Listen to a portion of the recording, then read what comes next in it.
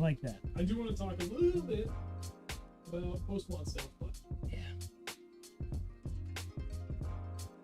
so it should be live, baby. Itchy. I hope I didn't. Yep. Can you see? Is the whole thing up over here? Yeah. Why is it not showing up on the YouTubes? Should I turn my mic up? Because I'm always super quiet. Yeah. When I will rewatch in a it, I'm always super quiet. second. Share, copy, close. Can you hear me?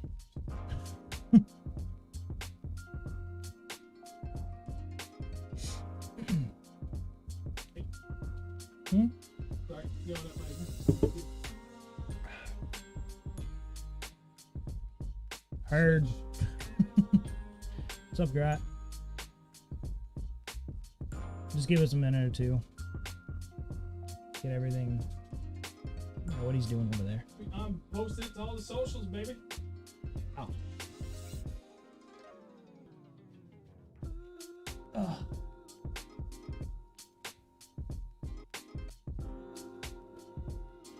Man, She good. I'm gonna go fishing tomorrow. Not blocking anything. Yeah, well, I'll plug my boat in tonight when I get home. I would love to, but I unfortunately have an expensive taste in toys that like to break really easily. Mm-hmm. So I have to go to Steve Estez's house there, the owner of Bass Fishing Electronics. Yes. He's got Is that the one above my first hard on one? me. Yep. He's got an extra box for the Ultrex because I forgot I need a box to ship the thing back for warranty work. Oh, yeah. So I got to stop and get that. We're going to talk about some video stuff. Oh, for him? Yep. Yep. And I'm going to meet Drew, one of the subscribers, because he's the one that had his, like, all his boat stuff burned down. Drew Harris? Yep. Yep. And I got those 4 rods. So I got 2 rods for me, and then I got 2 rods. Well, actually, all 4 rods are for me. 2 are 6 scale. They're perfect condition. And then 2, I don't remember what they were. Oh, no, one was mine. It was a Quantum, and then another one was a St. Croix rod from John. They did repair work on both. Oh, nice. So 4 good rods that'll get them going. Sweet. We got Grat, Oh, yeah. fishing mode, Code 2, 6. Hey, Gordy. What up, Gordy? Sorry about your inventory. Dude, he texted me. He's like, I wiped him out. I walked in. He's like, what are you looking for? I'm like, all of this and all of this and all of this. It's like, sorry, but 15, Um, 20 each. where's my mouse? Hey, ask him yourself. He's just 2 comments below you. There you go, Andrew. Hey, Andrew, what's up? I think he might need reels. I think he's good on rods. Well, he'll probably be good on rods now. I got 4 more for him. Hey, are you a lefty or righty, Andrew? Are you right or wrong? That's the way to phrase that question. Hey, I'm both. So. You know what? I just realized that camera is not quite centered. A little biased towards wall. He's a lefty. I may know somebody. Chris. He fishes oh, lefty. yeah. I think he has a few reels because he All was right. gonna let me borrow some for because of this. Yep. So if he's willing to part with them, I'll talk to him. We'll find out. All right, Andrew, we got you. We got you, buddy. Hey, Brian. How you doing, buddy? Daniel, where should I fish for smallies and lake shape bait of the week? You know what? Let's go time of the stream. I'll answer that in 1 second. Let's get started. We're going to jump right into it. We're not going to beat around the bush like I typically do. And actually, speaking of future plans, because I like to keep you guys involved. Also, let us know if he's too quiet or I'm too loud or whatever. We got a little bit more adjustability here in our setup. Make sure music's good, mic's good. I always like to hear back. Make sure audio is awesome. One of the things I want to be able to do is create kind of like an intro video specifically for the streams. Make it like basically like a 2 or 3 minute highlight reel. So it'll be like a quick little countdown right after we hit the stream to start, because there's always like a little bit of overlap for when it actually starts. And then do like the intro thing, and then as soon as that's done, boom, stream starts. So it'll be a little bit just more direct. That's something I have in the works that I'd like to get done. After that, we got other stuff to do. One of the things I want to talk about, no, I'll bring that up later. So let's do what we usually do. Weekend recap. Daniel, Kane, please stick around. Hold that question because here's going to be the first one that I do. Stick to the normal schedule of how we do things. We're going to do the weekend recap for what we did this past weekend, and What happened? what happened? There's been an incident that I'd like to talk about. Which one? That's a Letterkenny reference. Yeah, I know. Oh, yeah. Hey, Alex. So I will start. So we actually both went fishing together over the long holiday weekend. It rained. For anybody, I don't know how far widespread it was for the cold front and the brutal rain and wind that we got, but at least in southern New Hampshire, it poured. Yeah, it was pouring all day. Dude, big All time. day. It was crazy. So I stuck it at home all day Saturday, got stuff done, then we went out. Sunday afternoon, I went out Saturday.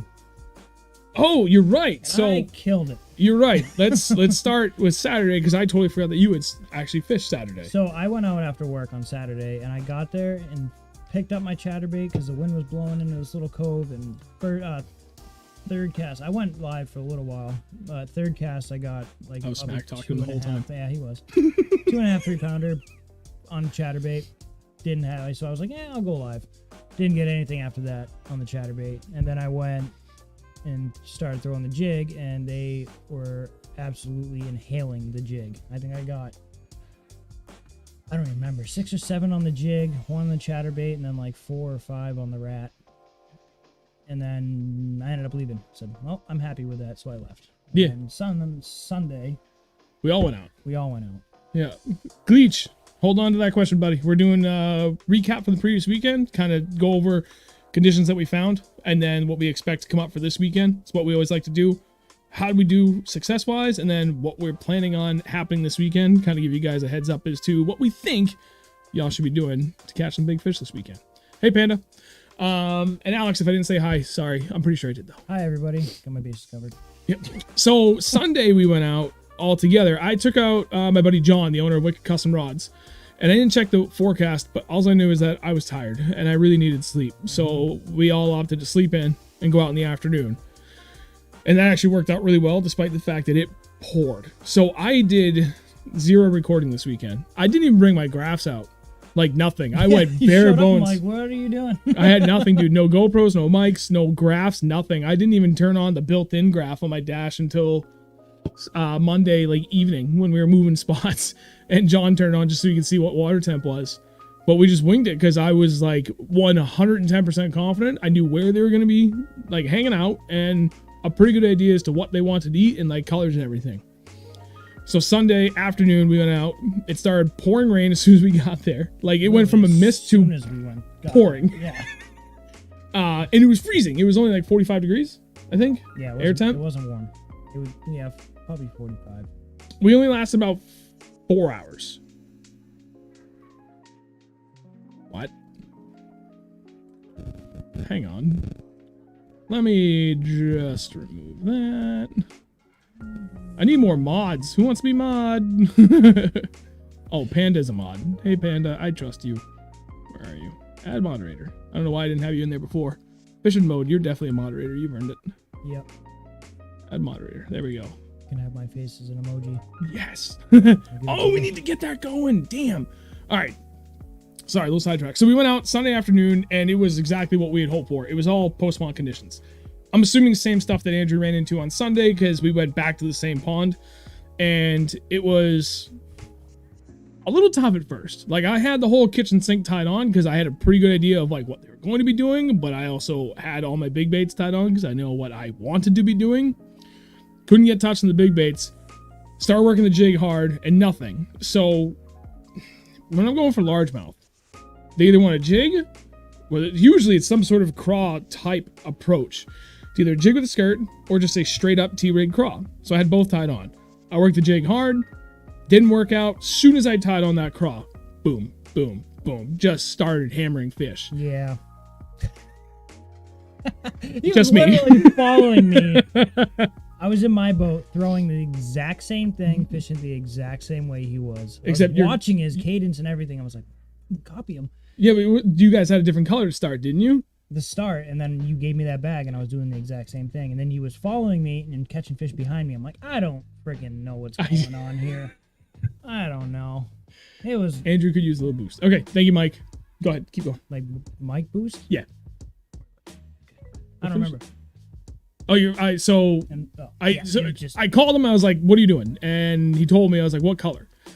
And it was just straight T-rig craw, but he was throwing green pumpkin and orange. So I was like, "Nope, just green pumpkin." I don't know if it's really just that or not. Do you have any? Nope. Come over. I'll meet you. And I threw him a whole bag of green pumpkin craws that I had. Yeah. And he came over to my side of the lake, and we started working down, like we're kind of like leapfrogging each other along this series of boulders. And I don't even think we went 50 feet, and I caught a decent one behind him. Thing had to have been close to 3 pounds. Yeah, it was. Yeah. And we just kept going, but we only lasted about 4 hours. Man, it was cold. It was freezing. But like soaking wet. Ugh. We've talked about this a lot, right? And this is going to play into a little bit of our post-spawn tactics we're going to talk about later. Transition areas. Like, when you're talking about the spawn, on either side of it, pre and post, they're just moving right back out to those immediate transition areas. Vegetation plays a bit of a bigger role now because it's now much more emergent. It's more abundant, so things can hide in there. Plus, you're on the warmer side, so the next wave of all the bait fish, specifically bluegill, are starting to move up too. So the bass don't go that far to retreat, but any hard structure you can find on those transition areas, like, dude, anything I could find for good rocks, especially vegetation around it, or the outside lines of good new emergent vegetation, it's catching fish almost every time. It was just like clockwork. So we went back out Sunday, and we tried a spot that we knew was going to be a gamble. And we specifically didn't go last weekend because we knew it was going to be too good. I had a gut feeling it was going to suck. I did too, but I wanted to just wing it. The morning started off. Oh, yeah. Well, so we went. Well, all right. Hang on. First, your mic probably needs 2 clicks on the gain. I think I can reach it. Or you got it? So that you can get up there. Yep. 1, 2. Yeah, buddy. That quiet? Yes, you are that quiet. You need to learn to project. Project. And that's a good thing I have a limiter on.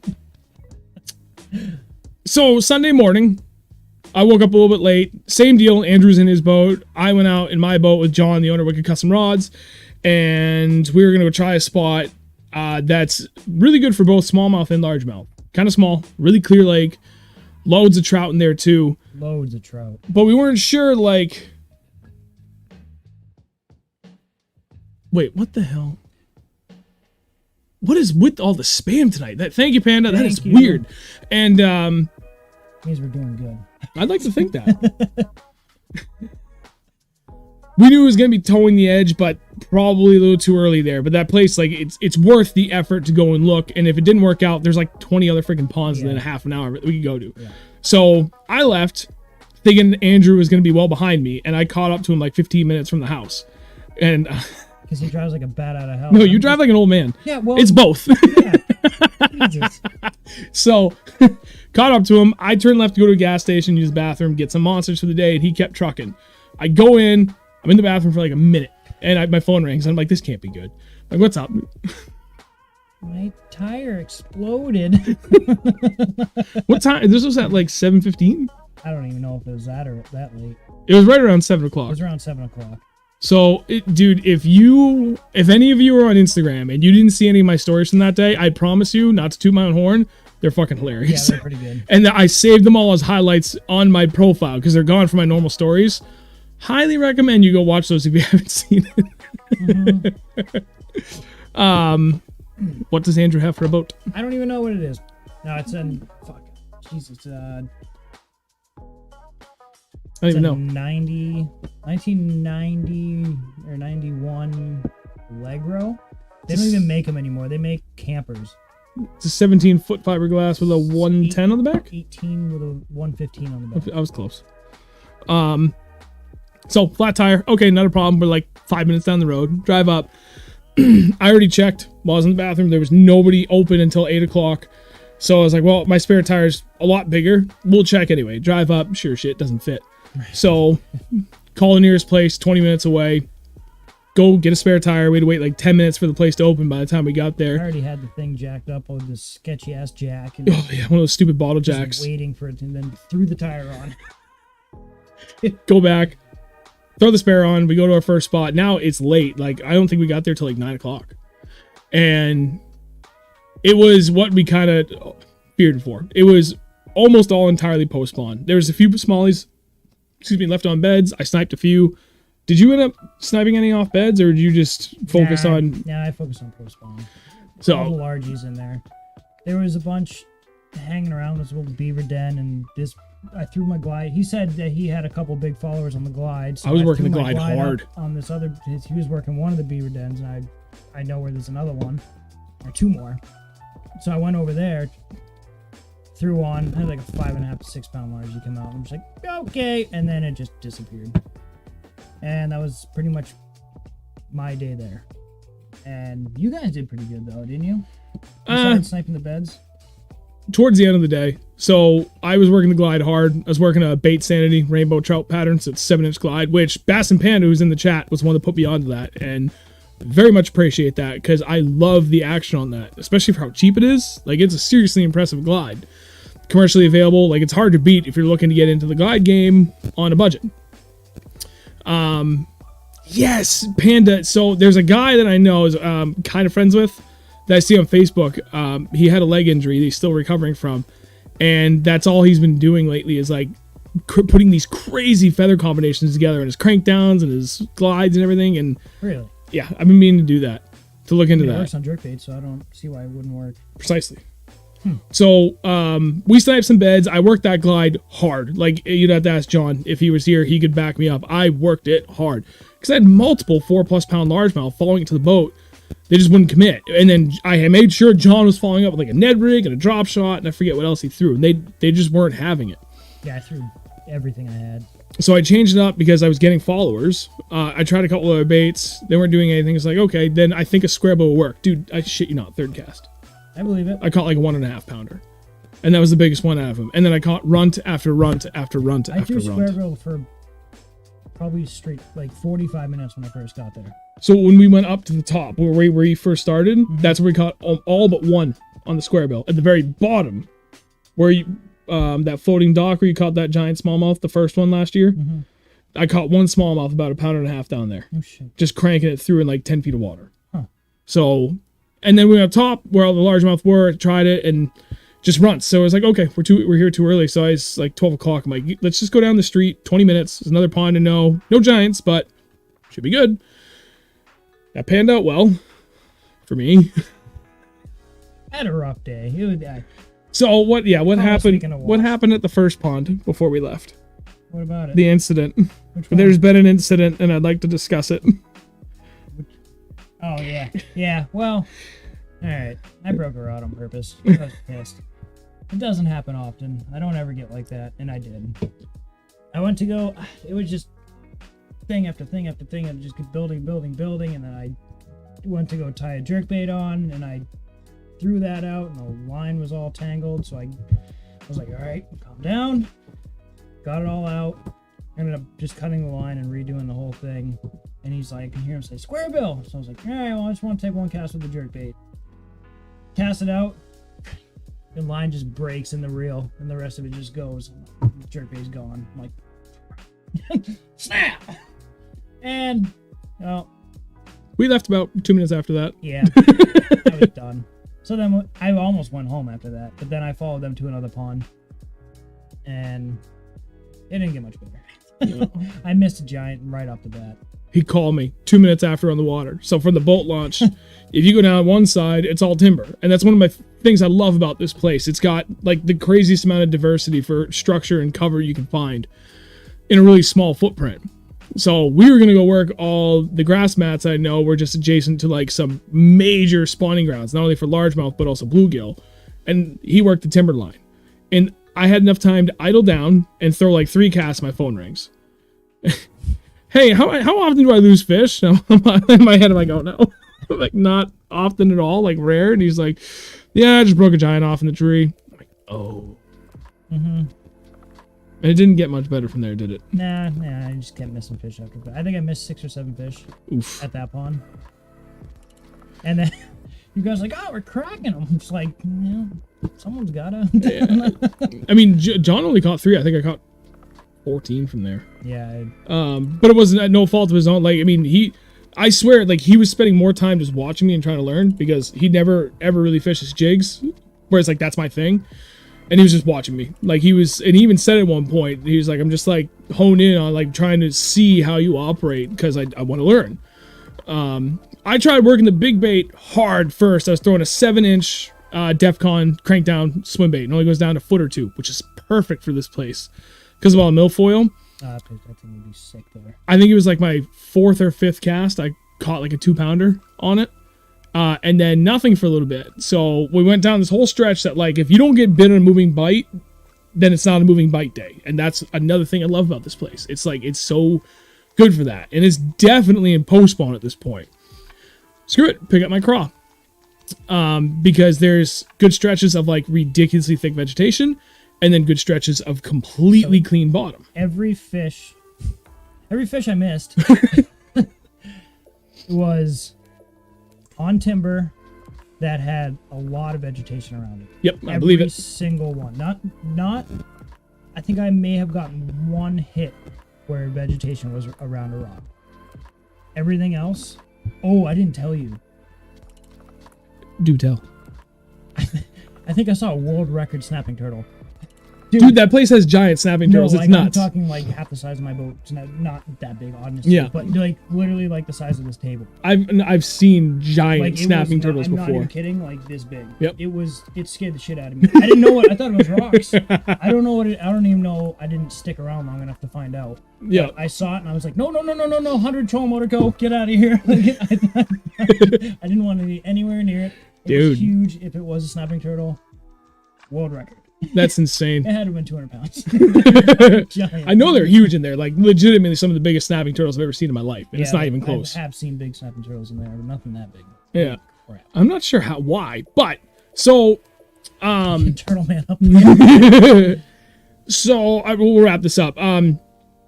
Moving bait wasn't working, so I was like, okay, it's probably gonna be doing the same thing as we did the other day. But I know this place is always like 2, 3, 4 degrees warmer than the place we were at the day before. So I know that at some point the craws start to molt. And at that point you want to start throwing orange in. I started with just straight green pumpkin. And I had like a nibble. And then I had my jig out. And I was like, you know what? I'm going to change this up. And I'm going to throw a green and orange trailer. Because I know it's definitely a little bit warmer here. It just always has been. Forever. And sure enough, I get bit. And next spot, I get bit. So I'm like just going through my motions of like all the spots I know. And then I go to vegetation. I just start throwing a straight green pumpkin craw. Like, nothing. I'm like, look at John. I'm going to try this. Throw my green and orange. Immediately get hit. And then next spot, immediately get hit. I'm like, okay, that's it.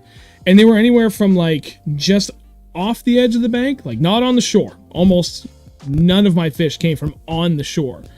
But anything you could find like 5 to 10 feet out. And then at the bottom of steeper banks, that next transition phase is where I caught almost every single fish.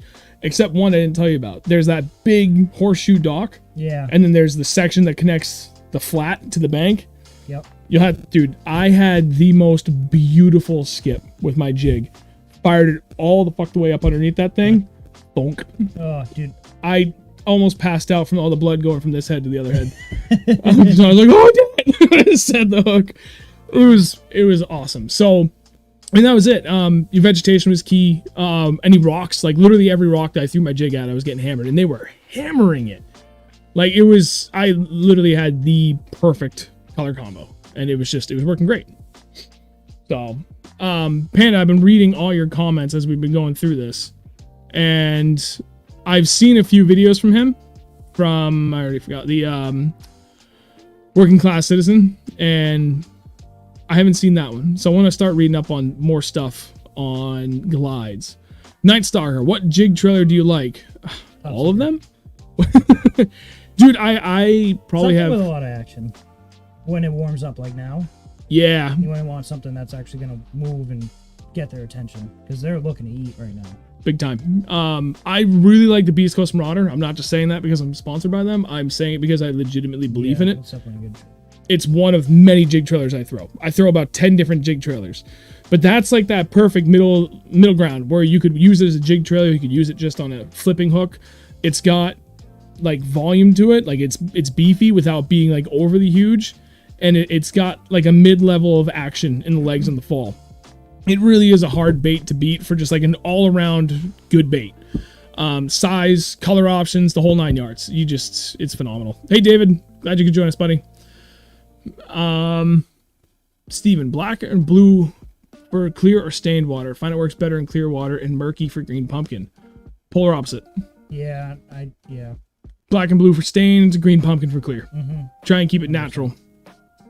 Daniel, thank you. Let's back it up a little bit. So, where to fish on Champlain is kind of hard for me to answer because I've only been twice, and you've never been. Yeah. So, anywhere where there's gonna be smallies. Yeah, pretty much, dude. Like that place, like if there's one thing I learned, every pond has like a certain percentage of dead water, right? Except for fucking Champlain. It's probably gonna be towards the end of the spawn up there. Depends on where you are. That's south, the wildest thing. Oh yeah, if you're down on the southern end, it's straight up chocolate milk colored water down there and post spawn. You're gonna be probably looking for beds. All 3 phases. Because you can go up to the north end, and I shit you not, I went as the crow flies 2 miles apart, east-west. Not even north-south, just east-west.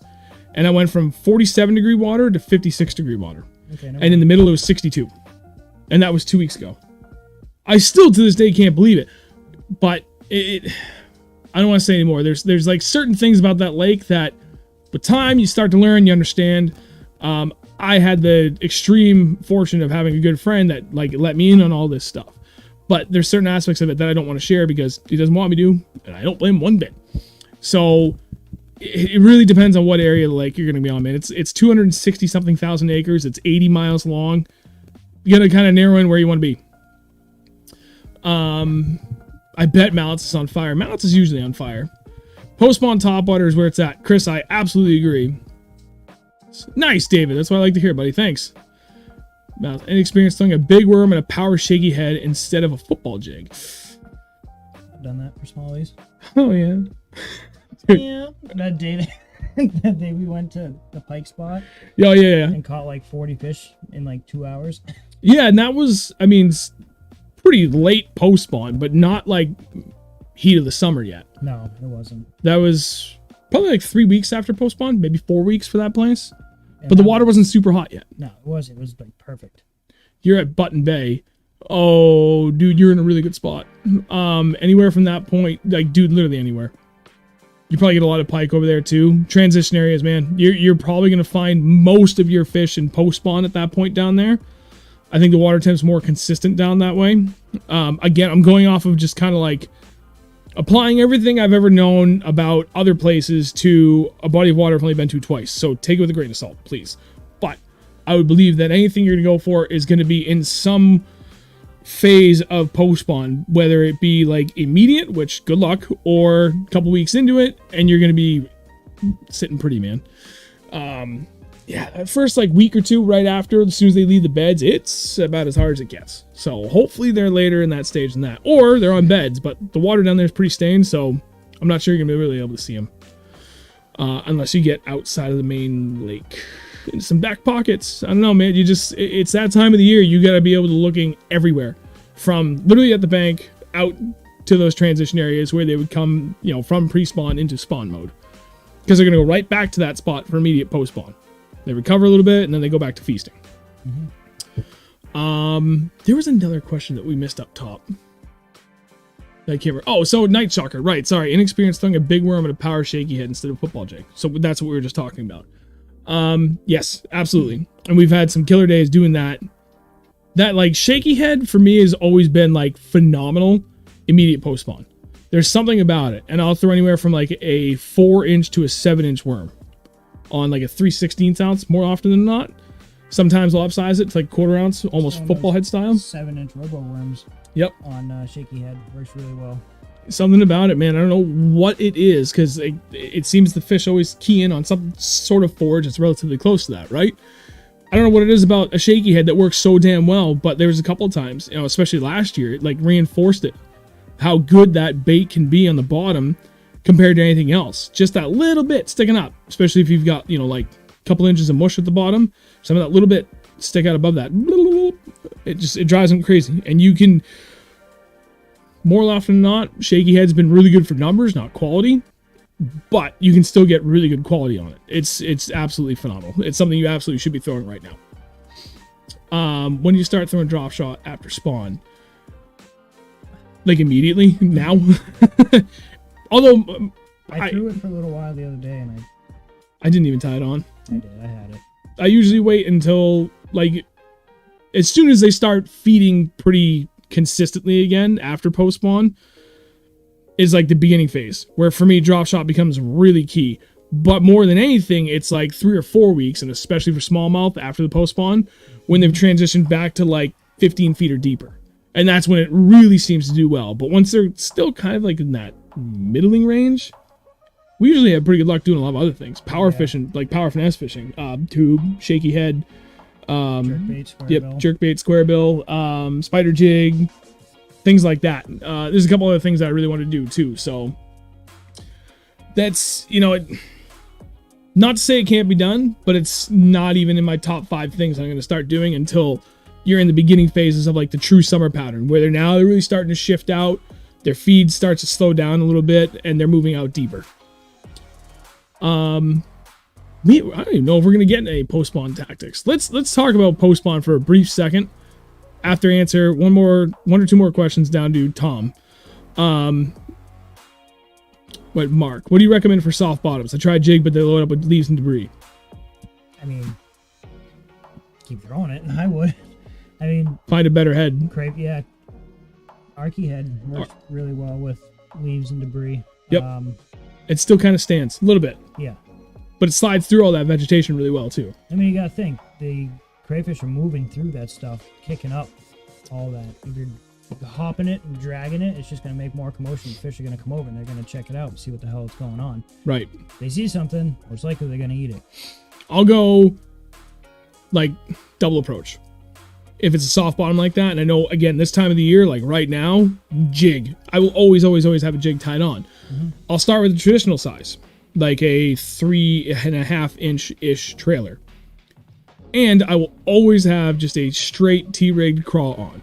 Because sometimes they want the profile, but not the bulk that a jig provides. And depending on how thick the vegetation is, sometimes even if you have the right style jig, you can't get it through there. Yeah. But just straight T-rigging, absolutely. If neither one of those are working, then I will upsize to like a gargantuan, like a 5.5 inch or bigger crawl trailer.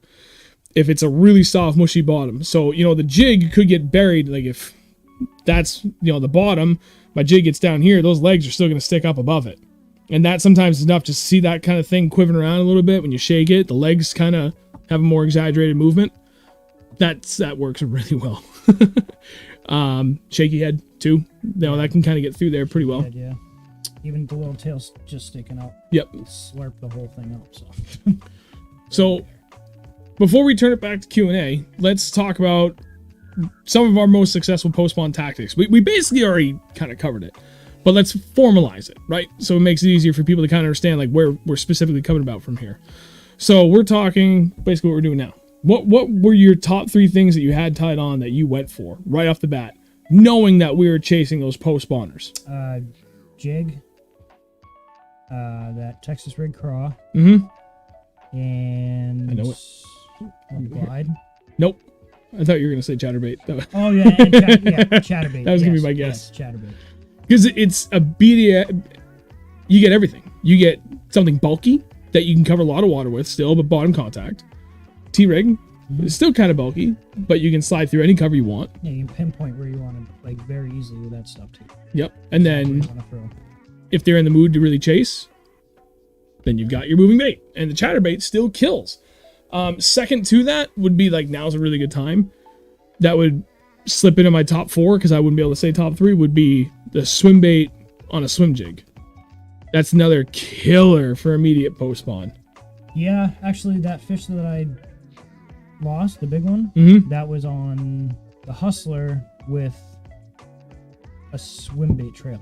Really? Yep.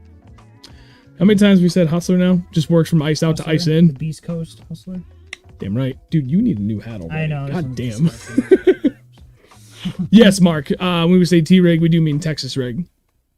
And yes, Brian, immediate post-spawn sucks, dude. So bad. It's terrible. Tom, what about Tokyo rig on a soft bottom? Yes. Yes. 100% yes. I haven't personally done it yet. I have. And we have a couple of really close friends that do it often, and it works extremely well. So yes, and 10 times yes.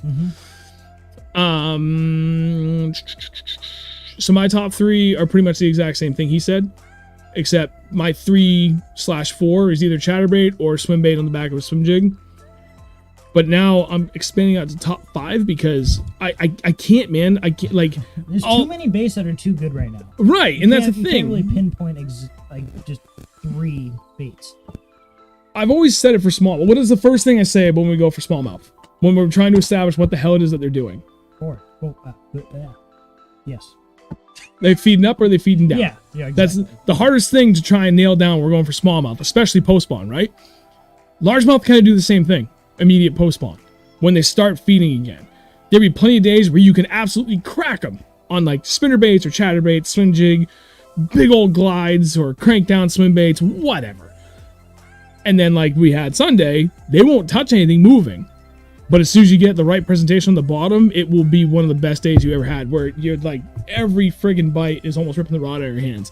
I had 3 bites where I was standing there talking to John and my whole arm went whoop, because the bite was so aggressive. That's what that big fish did to me. Yep. And he went straight into the timber. I had no time to react to pull him out. Dude. He was just in, and I watched him wrap, and then boom, gone. Those are the days I live for, though, when they're fishing that aggressive. Almost every fish was doing that. There was a lot where like I was paying attention or I had enough slack that they'd hit it, and I'd see my line start racing off immediately. So just reel down on it and set the hook. I just couldn't get the hook set fast enough. They'd just be already gone pretty much. Yep. They realized what the hell was in their mouth. There's a few that I had where like, especially in the spots where they were doing really well in the T-rig and the vegetation, pitching in and I could see it come up and over something. I'm trying to like lift it up lightly and just lay it back down that hole. And as my line is still, semi-taut the whole way, all of a sudden, oh, Jesus Christ, set the hook. Yeah, dude. So, I have a good mix of like I have like 2 different top 3s. I have my top 3 bottom contact baits and my top 3 moving baits. Because I just don't know which way they're going to be doing. They're only feeding out the bottom or they're cruising and they're blasting things. And this is kind of that time of year where you really cannot go too big. I mean, and this is when topwater really starts to come into play too. Yeah, that's something I don't switch to early enough, often enough. I almost guarantee I would have got a few fish on topwater. And I should have switched. It didn't even cross my mind for the first spot we were at on Monday. Oh, it did on mine. Because I kept seeing a bunch of fish jump there. I don't even know if I brought it with me. Is my case? No, okay, I did put it in the boat. My swim jig case I forgot to bring, though. I can see that right there. Yeah. So, that's like the other thing I really should have tied on. Northern Bass Guide. Poppers. Yeah, poppers. Torpedoes. I really like. I just work them kind of aggressive. That walk the dog, but like... Tick, tick, tick, tick, tick, tick. Yep. I'm not giving it time to like glide. Almost like glide bait style, where it's like, it walks, pause, walks, pause. And just whack. So it just... Yep. Buzzbait is getting really close. Like, you could probably start getting away with throwing a buzzbait now. Because when those bites start really going off, like, that's, like, buzzbait, man, right before the bluegill starts spawning, buzzbait goes crazy. That's one of my favorite things to be throwing for post-spawn tactics. Spinnerbait. If the wind's kicking up, man, like, 3 weeks after the post-spawn, like, after they've vacated beds. When Chris was out with me, did you throw spinnerbait that day? Oh, yeah. I tried like hell, man. I was like, it's cloudy, it's rainy, shitty, and he better be throwing spinnerbait because I'm not, and I knew you were. That's like your conditions to throw a spinnerbait. Dude, if you get all 3, you get wind and clouds, and especially rain. For some reason, the spinnerbait excels. And you can throw like all sorts of crazy colors too. Like, you don't have to stick to natural like bluegill ones or perch or anything. Like, I throw some wildly vivid colors, and they feast off it. It's phenomenal. So yeah, those are like kind of in a real nutshell our baits that we really like to look for. And again, when it comes to structure, I mean, I don't know how many times we can say it. You're basically going right back to pre-spawn. They're coming back to that last stage or that. They're just moving out a little bit to feast again or to cover first, and they feast, and they could be anywhere from that point up to the bank. So you just gotta keep your eyes open. Look all over the place and just be prepared for a number of things, a number of different situations. I've never thrown a buzzbait with a clacker on it. hardly ever thrown buzz baits. I do love me a good buzzbait. Oh, I know. I want to get into it. You'll do it. I It's know. so easy. There's just so many Chuck other and baits that I wind. use. Yeah, I know. Well, you know, it's one of those, like, if you get your frog rod set up, or a rod that can throw your frog, like, now's the time of the year where I'll throw one or the other. I will always have one of them on. Because if I've got an area where I think they're going to be hitting top water and I've got clear lanes to throw the buzzbait, I'd rather do that. Because the bites on it are just so damn good, and I can work it a little bit faster, so I can cover water while still being, you know, obnoxious and get a good bite. But as soon as the vegetation gets a little too thick, or I'm working in ponds that generally have a ton of vegetation anyway, I'll just stick to the frog.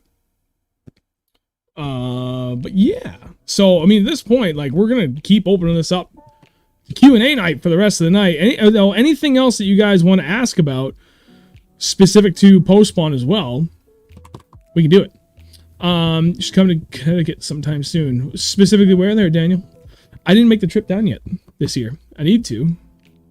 What is that? If you're drinking grape soda? My coworker just texted me. Wife is asking if you're drinking grape soda. No, it is Canteen Black Cherry Vodka Soda. It's actually dangerously tasty. Yeah, they're really good. Oh, fishing mode. We made you a moderator. No, it means you need work, son. Like a tech engine light. Spare parts. Spare parts, bud. Now, if anybody gets cheeky in chat, you can either time them out or you can remove their message or straight up ban them if they're being a dink. Yeah, true. For those that are still watching, one, thank you very much. Two, before you all start throwing a ton of questions at us, Oh yeah, we got some.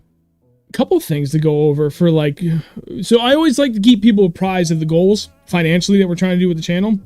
And one of the things we were working towards this whole time was new digital camera. That has to change. I cannot keep up making videos like I used to. We're trying to get him involved too.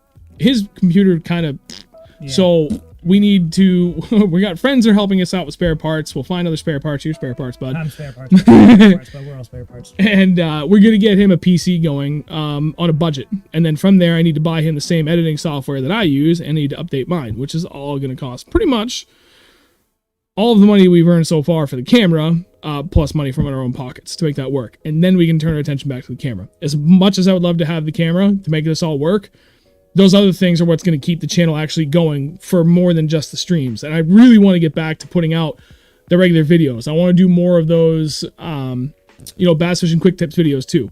So, those that have donated, thank you very much. Like, cannot tell you how much we appreciate it. Yeah. If anybody that does continue to donate, you can do it here through YouTube. They do take a pretty crazy cut.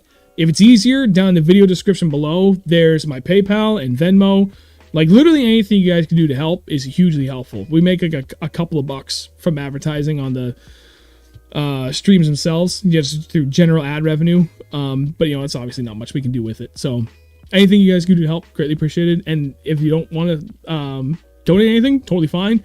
Would greatly appreciate just people sharing the streams. It doesn't even have to be tonight. Just like talking about with friends, like telling friends and family, sharing on any social media, like any of that. Don't underestimate the power of word of mouth. Like, it's crazy how beneficial it can be just from telling like one or two people, because those people might tell one or two people and so on and so forth. And from there, it's just up to us to not be dinks, and hopefully we can earn everybody's attention. Yeah, it's pretty cool too. Like, we go random places, we meet people. Hey, we watched you guys. It's like, what? Really? Like, it's pretty cool. Like, It really it's is. a weird feeling, but it's cool. It's cool to like know that people are watching us and learning, and you have no idea who they are. Right, and that dude is. Neat. You could not have put that any better. It's weird, but like in a really positive way, because we're just a couple of schmucks from New Hampshire that really love bass fishing. We're just trying to teach everybody else what we know. Done it for so long, I'm just like, might as well help out, I guess. Help other people learn. Right. So it's been awesome, and I want to keep it going because this has been some of the most fun I've had doing this since the start of it. I really like doing the other videos, but this like direct person intimacy that we get to have, and like actually answering direct questions, which again, fire away. It's Q&A night. Otherwise, we'll keep diving back into things that we could talk about. Yeah, it's been good. Fishing Mode, thank you very much for the donation, buddy. Thanks, bro. Really appreciate it. I still haven't gone through all that stuff you donated for the high schoolers yet, by the way. But I know it's all going to go to home soon. I've already been in touch with the school that I'm coaching this year, And my buddy actually had an interview today or tomorrow. I forget what day he said. Kyle, for our town right here, for fishing coach. Really? Yeah. So it came up, Dude, and I was like, I gotta throw my hat in the ring. It's my hometown. How do I not?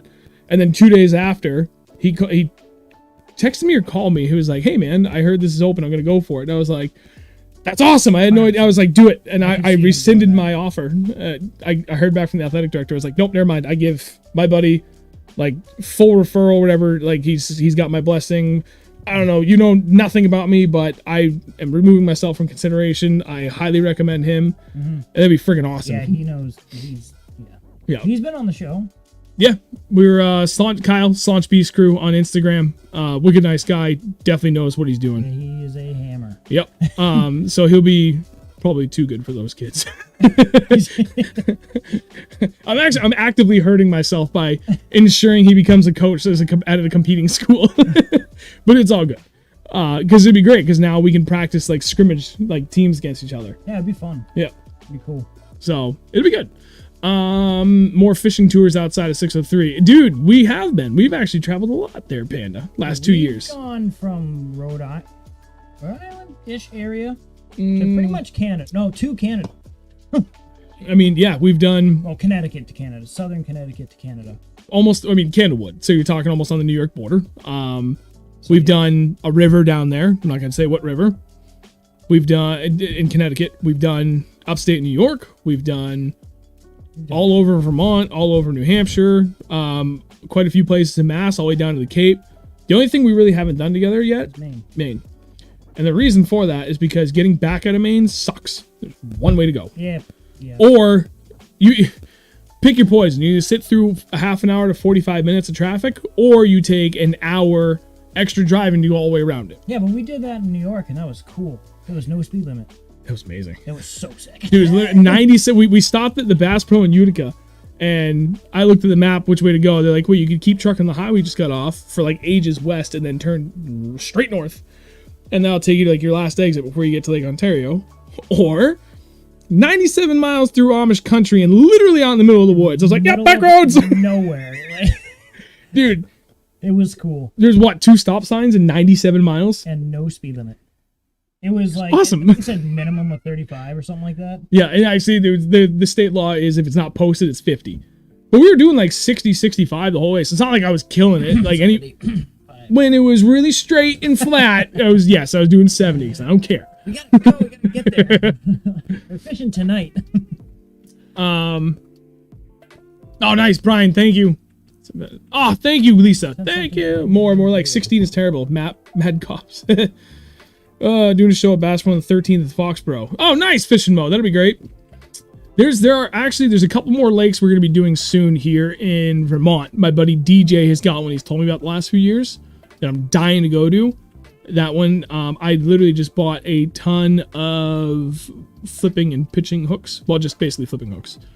I got a bunch of tungsten coming in from East Coast, like some 1.5 and 2 ounce tungsten weights. We're going proper flipping. Yeah, I can't wait. Dude, it's gonna be amazing. Hopefully your wrist is completely healed up by then. I don't give a shit. I'll break it. Holy shit. Lisa, thank you so much. I just got the notification. She ain't messing around. What? Lisa, seriously, thank you. That's amazing. That's the best that I think anybody has donated yet. No, I take that back. John has, but that you're second. That's amazing. Thank you. Yeah, Daniel, I wouldn't mind going back down that way. We got a few places. Oh, Brian, we got yours too. Thanks, buddy. Greatly appreciate it. Brian with the hookup. That one. Go away. That way. Everybody's commenting on stuff. Thank you. Hey. You know. Dude, he was so hyped for that. My truck stank. I opened up one of the back compartments again where you had originally put it. Yeah. And I was like, whoa. Jake's like, there's skunk. I couldn't believe it. David, you know what also hurts about 2 ounce tungsten? When your buddy tosses one, you're like, I can catch anything, and it right through the hands. One. It was 2. No. I lost 2. One I dropped myself because my line slipped out of my mouth when I was going to like swap and tie, and it just bounced off. Uh-huh. The other one I asked him to toss to me. I promise I will not drop this. Right through my Clink, hands, right in off the my water. knee, in the drink. $40 worth of tungsten. No, I actually I intentionally bought extras of those, even though they're like $6 each, so I could give them back to DJ. Hey, I owe you this. I just realized the difference in the size of the 603 emblem between mine and yours. This is the OG shirt. This is the first time I made them. Bigger. That looks way better than this.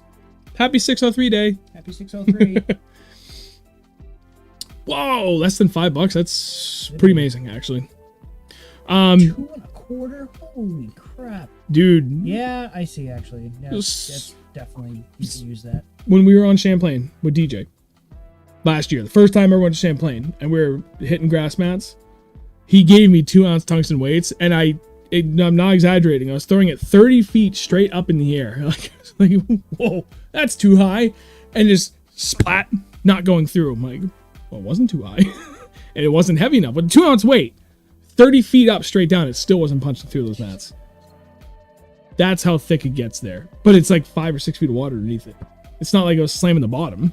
It's just straight open water underneath that stuff. Man, I gotta go. Dude, it's something else. Because we don't have anything like that in New Hampshire. So to be able to do that, I can't wait to do it more. I wonder if the river can do that. I'm sure it can. Well, I mean, Oh, it doesn't get that thick though. no, and it's all the vegetation that like comes up off the bottom, it gets blown across the surface, and it just literally mats up. Yeah. So it's not like vegetation that grows that you're trying to get down through. It's a little different. Yeah. I think you can do it at Candlewood. I think it happens there too. I'm sure it does. That'd be I'm sure fun. there's a few places around here that does we just don't know about. Right. I really want to go back to Candlewood this year too. But basically everybody that didn't fish tournaments last year decided to do it this year. And like every weekend was insane. Paul texted me. Oh? See what he did to his boat? Oh, the prop? No. His poles. When? Same day I did my wheel. He's like, I did one worse. What'd he do? Yeah, I don't know exactly what he did, but his poles were down and he was on dry land. No! Yeah. Did you grind him right down? They're Oh. gone. Just the fiberglass rod or down to the aluminum too? I think just the fiberglass. All right, then that's not bad. Anyways. Those are like $100 each, which still sucks, but oh my god. Woo. What do we got? Steven, favorite flipping punching bait? Berkeley Pit Boss, followed by Beast Coast Marauder, followed by Striking Rage Craw. Striking Rage Craw would be a good one. It's good. Like, that's the most violent reaction acting one you can get, which sometimes good, sometimes not so good. Beast Coast is that middle ground where you get a little bit of flutter on the bottom, but like it's not crazy violent. And then the Pit Boss is just like perfect appendages. They're thin and they're straight, but they're also kind of like curved, so you almost get that ribbon tail action as it falls down, so it's pretty good. Hey, Nate's here. David, it's been a while, but Candlewood used to mat up in areas. Huh, alright, good to know.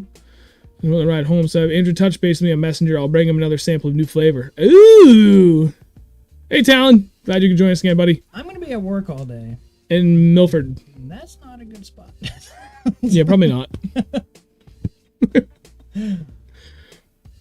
Brian. Text me. Hit us up.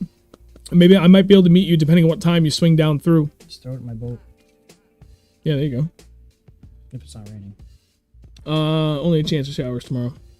So see how it goes. What else you guys got? Come on, it's open Q&A night. I want to hear some questions. Is there anything else that, in the meantime, we'll wait for questions to come through that we wanted to talk about for post-spawn tactics? I covered like all of our favorite baits. I covered kind of areas we like to focus and like what are good areas. That's pretty much it. Yeah, it really is. Color's big. Color's really, really big.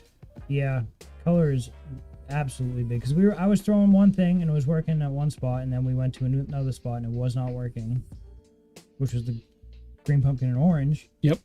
And then you came over and said you were killing them on just straight green pumpkin. Green pumpkin, and then the next day it was the polar opposite. Yep. But the next day was the day before that. I was throwing black and blue jig and hammering them. Yeah, it's weird, and half the time I don't know if it's because of fishing pressure or if it's straight forage based, or if it's lighting, water, clarity in the whole 9 yards. Like I know it was pretty stained right after that first round of showers came through, because they were pretty violent. It was, yeah. After that though, like at a certain point, like the craw population definitely comes into effect because they're molting, so their colors are going to change. So you kind of have to adjust with them and go from there. So just kind of keep an open mind. Like I was saying to John, I like now, and actually my coworker Chad too. Like now I'm at the point where I've got like all of my key techniques down that I just want to live and die by.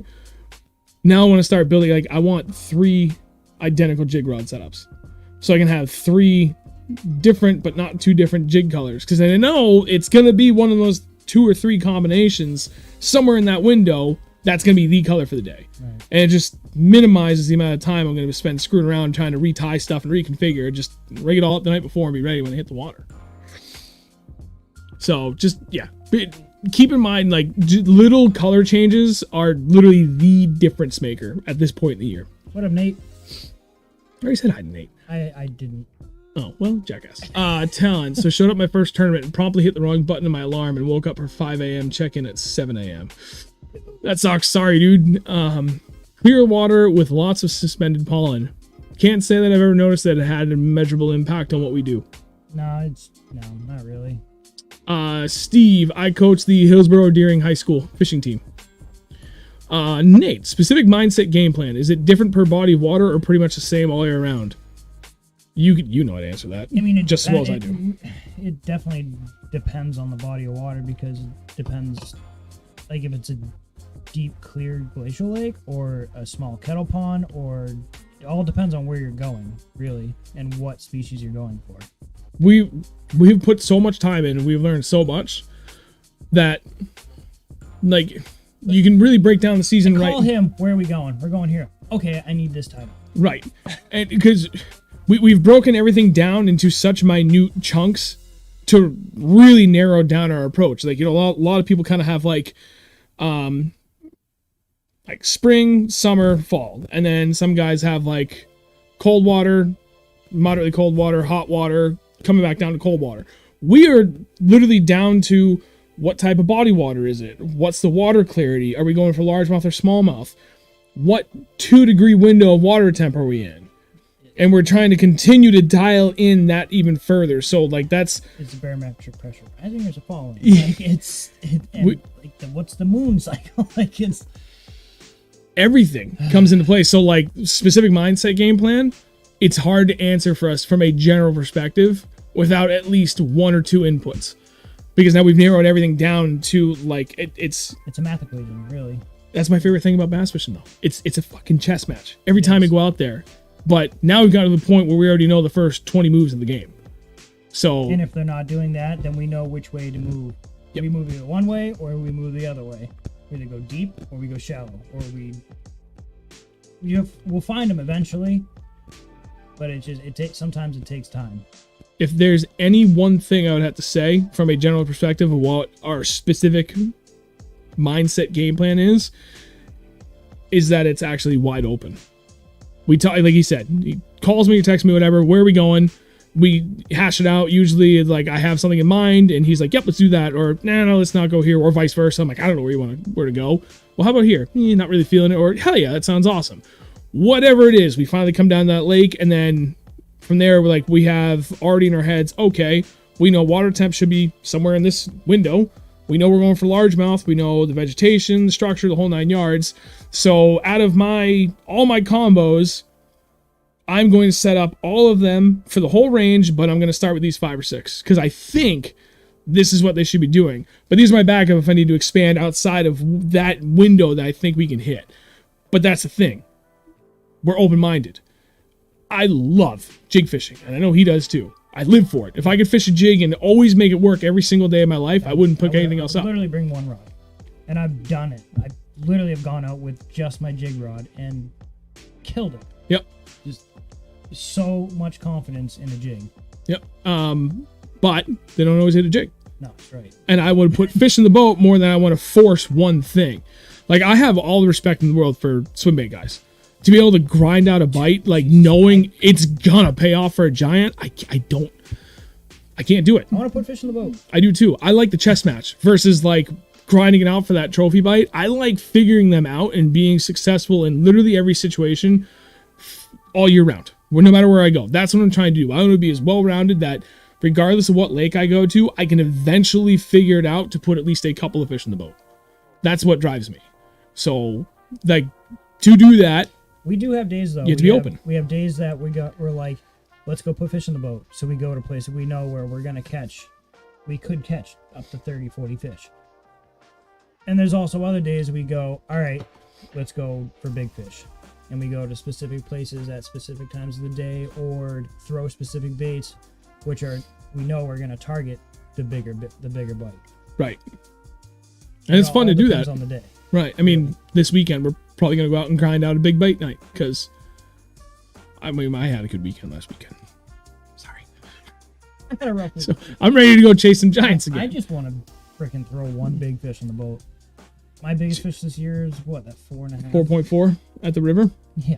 Yeah, and I've got a couple of 4s, but I've only got 1 over 5.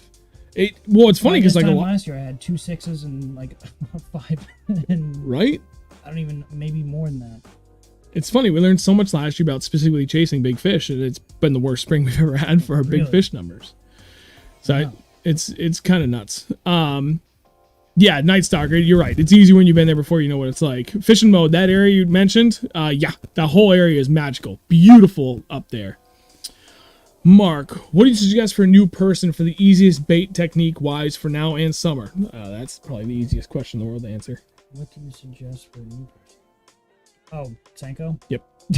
Wacky Rig Senko. Wacky Rig Senko or Texas Rig Senko. The smallmouth version of that bait would be a Ned Rig. Other than that, yeah, any sort of Texas rig bait. What the hell? Someone upstairs throwing stuff. Texas rig craw, Texas rig like 6-inch rubber worm, ribbon tail rubber worm. Yeah, Texas rig Senko. Like those are all stupid easy things to learn. Square bill crankbait if you want to get into something for like a hard bait. They go crazy over those. Like those are all like things that, again, if I'm taking out somebody for the first time, especially like really, really new anglers, the Wacky Rig Senko is just about the easiest thing in the world to throw. You're gonna get them on fish. Northern Bass Guide, that's my buddy David. Fishing my little boat tomorrow, bringing 3 rods. Defcon, jig, and what on my third? What's tomorrow supposed to be like? Very similar to today. Chance of showers. I would probably go with another Texas rig, dude. Yeah, I'd probably do Texas rig. I mean, you got your good moving bait, you got your bulky bottom presentation. I would either do a craw or I would do something like a chatterbait or a spinnerbait if the wind's up to give it like a more moderate retrieving bait. Yeah. Night Stalker. What about a lake you know nothing about? Funny you should ask about that. We did a live stream specifically on that, like early on in this series. Yeah, I think it was like the third or fourth one episode. Yeah, and we specifically covered that. Like, what do we do? Like, how do we break down new bodies of water before we even leave the house? A lot of that, pretty much all of it, is computer work. You're looking at satellite images. You're looking online, scouring the internet for anything you can find on fishing reports. You're looking at satellite images, depth charts, like anything you can find, and then kind of pairing it together with the general knowledge that you, 1, have, and 2, the things that you're confident in throwing.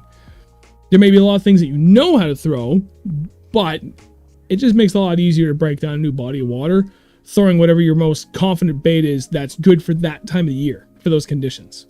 That's how we do it. Yep. It's Google Maps so key. Yeah, not only Google Maps, Talon and Tom, Night Stalker, but Google Earth, which you can download for free and install on our computer, because from there you can go backwards in satellite imagery for different regions. Oh, you can go back to like 70s. Yeah. And at that point, depending on how old it is, like you obviously lose a lot of clarity on the imagery. But in most cases, all these satellite images have come from different times of the year. So there's a good chance, and we proved it on the stream. You go look at a pond and you can see like pretty good quality satellite imagery of the place in the middle of the summer, early in the year, and late in the year. So you can see like where does the vegetation come from, what was open versus what's choked to death from spring to summer, and then how much has that receded in the fall. So you can kind of get an idea as to kind of the most more higher probability areas. I highly recommend you go back and watch that stream when you have the time. How early are you going? He might be talking. Oh, he's probably talking about Northern Bass Guide, Yeah. David. So I think he's talking about us. As early as I can.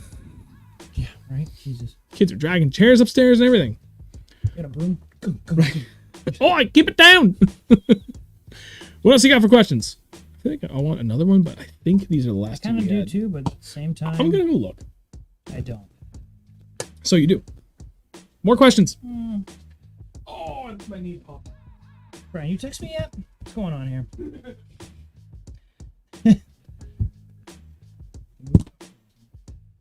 Where are you guys going fishing? I can't actually say that. You guys ask us and I won't tell you. Favorite conditions in a body of water. Do you like clear, rocky bottom, more cover on the sides?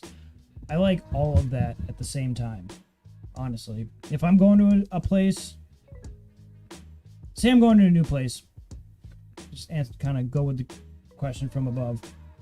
Going to a new place, I'll go on Google Maps and I'll look for down trees, boulders. If it's clear, good. If it's not, whatever. They're always gonna act the same. Doesn't matter really. But yeah, I do like clearer. I do prefer clearer, rockier bottoms. It could be darker water, stained. It really doesn't matter. I'll fish it all. As long as I can find the structure that I like down tree, like any timber or rocks or anything with thick. Hi, Andrew. Hey! I guess we got a guess now. What are you up to? I'm going to sleep. You going to sleep? Yeah. All right. Well, say bye to everybody. Bye. Bye, everybody. Bye. Bye, everybody. Tiny Bass has infiltrated the stream. Okay, off to bed, you. As long as it has that structure and a flat that I can go fish, I'm happy with it. Rudely interrupted. He's up there. He's like, "Can I go down and say hi to Andrew?" I'm like, "Yeah, go down there and surprise him." I was like, whoa, that's little Sean. What did I miss? What were you at? What question were you answering? Favorite conditions from Nate? Yeah. Oh So pretty God. much where we were this weekend.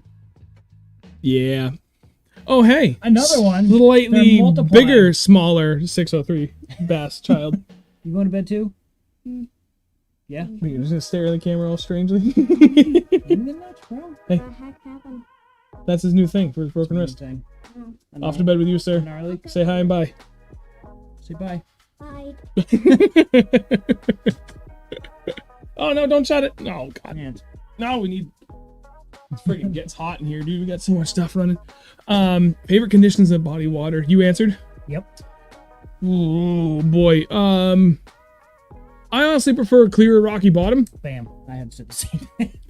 but I want it like I live for the nastiest conditions. Like when we were out on the brownie factory last weekend and we were I didn't even getting get into tossed. conditions. I just said like what I like. Oh, I thought he was actually asking like favorite I mean, well, conditions yeah, too. I didn't Yeah. even get into that part yet. Oh. Yeah. Okay. So If it's dude, windy and shitty and nasty, dude, those are my favorite days. go. Ready to go. The worse the weather, the best. Yeah.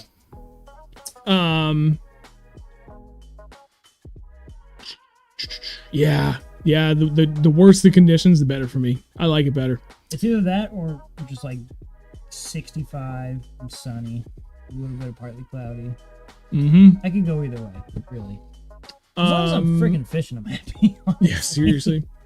Night Stalker. Favorite bait technique for a clear, deep, rocky lake. Drop shot, Drop shot. followed by tube. Those are my two favorites. I almost had to put tube above it because I can fish it for a bigger stretch of the year. Or, actually, no, even above those two. So I actually am going to go Yeah, I know. You're technically gonna in say. backwards. I know what you're gonna say. What? It's pretty good. Damn right. So drop shot number 3, tube number 2, spider jig number 1. Spider jig works ice out to ice in.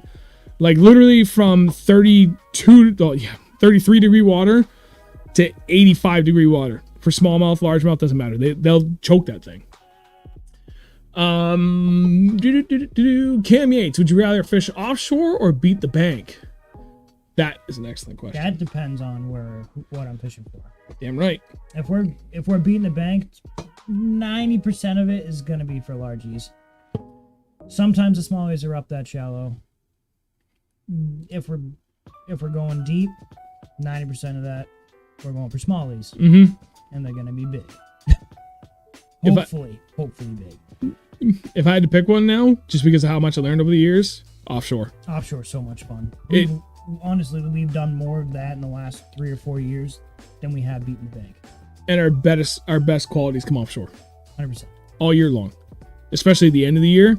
The last 6 weeks of last year. Oh my God, dude. 35 feet or deeper, we were cracking them. I think almost every time we went out, we caught a 20+ pound bag. Yep, we did, except for one trip. I think out of 6 trips, there was only one we didn't crack a 20-pound bag. And it was like 17 pounds or 18 pounds. Right, so it wasn't even a bad bag. Like, literally any one of those bags in New Hampshire would have won us a tournament or at least cashed us a check. And that's best 5, by the way, not like 8 or something. Yeah. So it was, I much prefer offshore now. 23 and a quarter, I think, was our biggest bag. Something like that, yeah. Yeah, it was just over 23. In that 6-week stretch. That was insane. And it was all smallmouth too. I caught one largie. That was in one of those bags, but that bag, our biggest bag of that whole stretch, was all smallmouth, and they all came from like 45 to 55 feet of water. I caught a 4.5 pound largie in 50 feet of water. That was amazing. It was insane. I didn't know what it was. They was pulled like a tank. Caught it out from underneath his boat. And he's like, they're down there. They won't bite. I'm like, let me try. That was the funniest thing.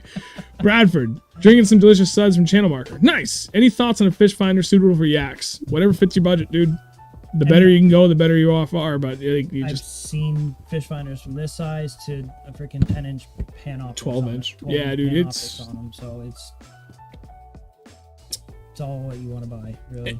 You can get like used Lowrance HDS series cheap, and those are great graphs. Ooh, if you're around our area, Joe at Granite State.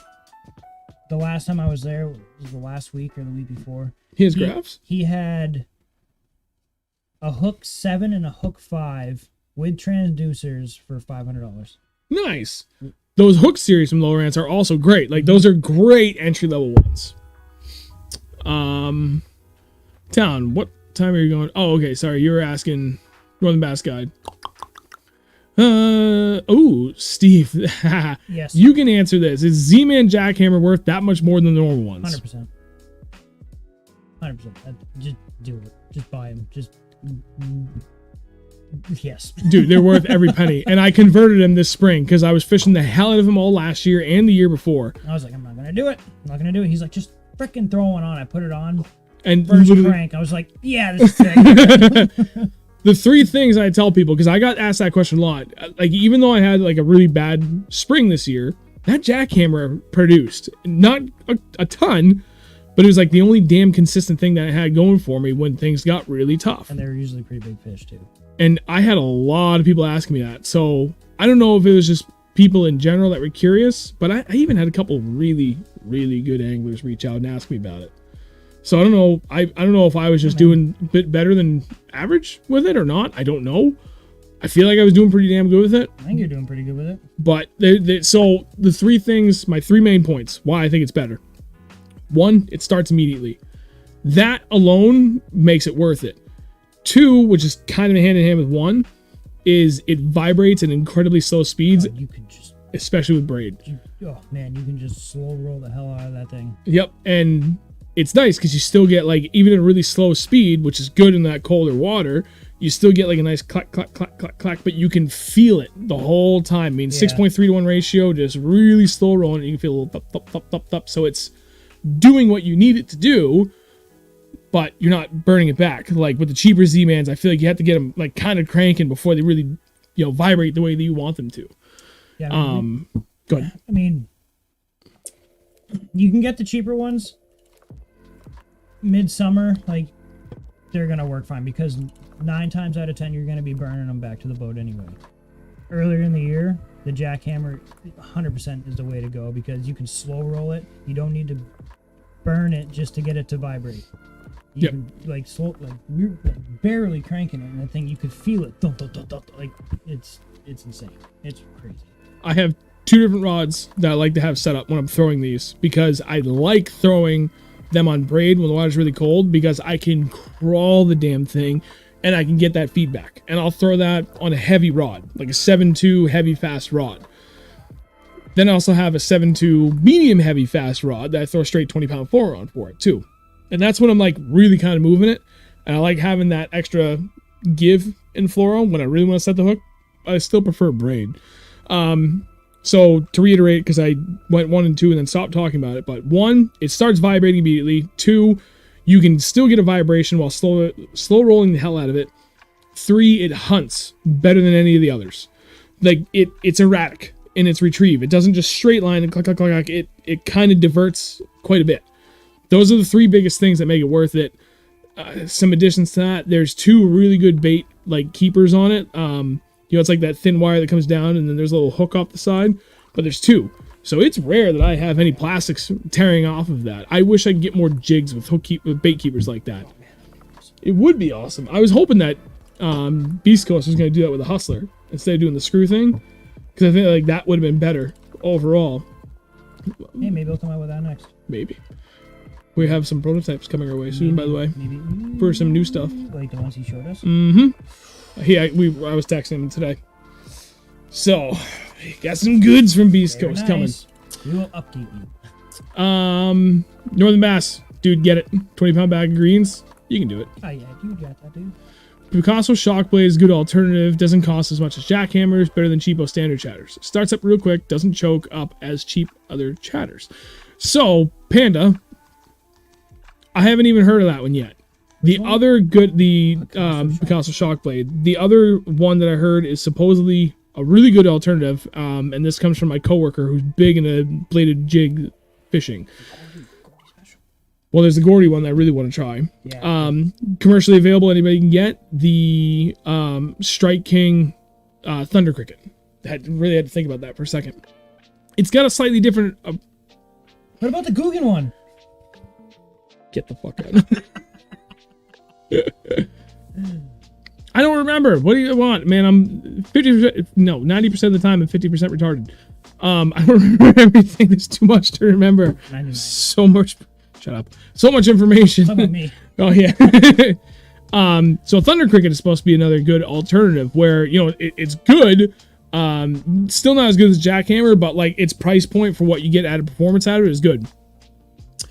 Rage Blades are awesome. Talon, we're probably talking about the same thing. I don't know if the Strike King Rage Blade and the Thunder Cricket are same deal or not.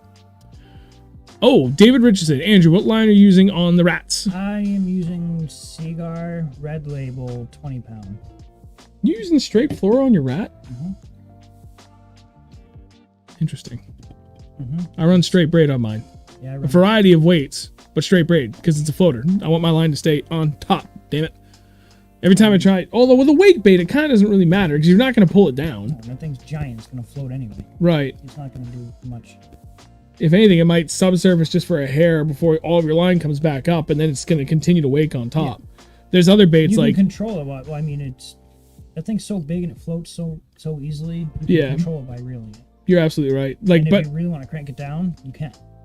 Yep. So I can't get away with doing that with lighter things like buzz baits. I cannot do on floor. It has to be braid. Yeah. Or mono, sense. But if I'm going top water, I prefer braid. Period.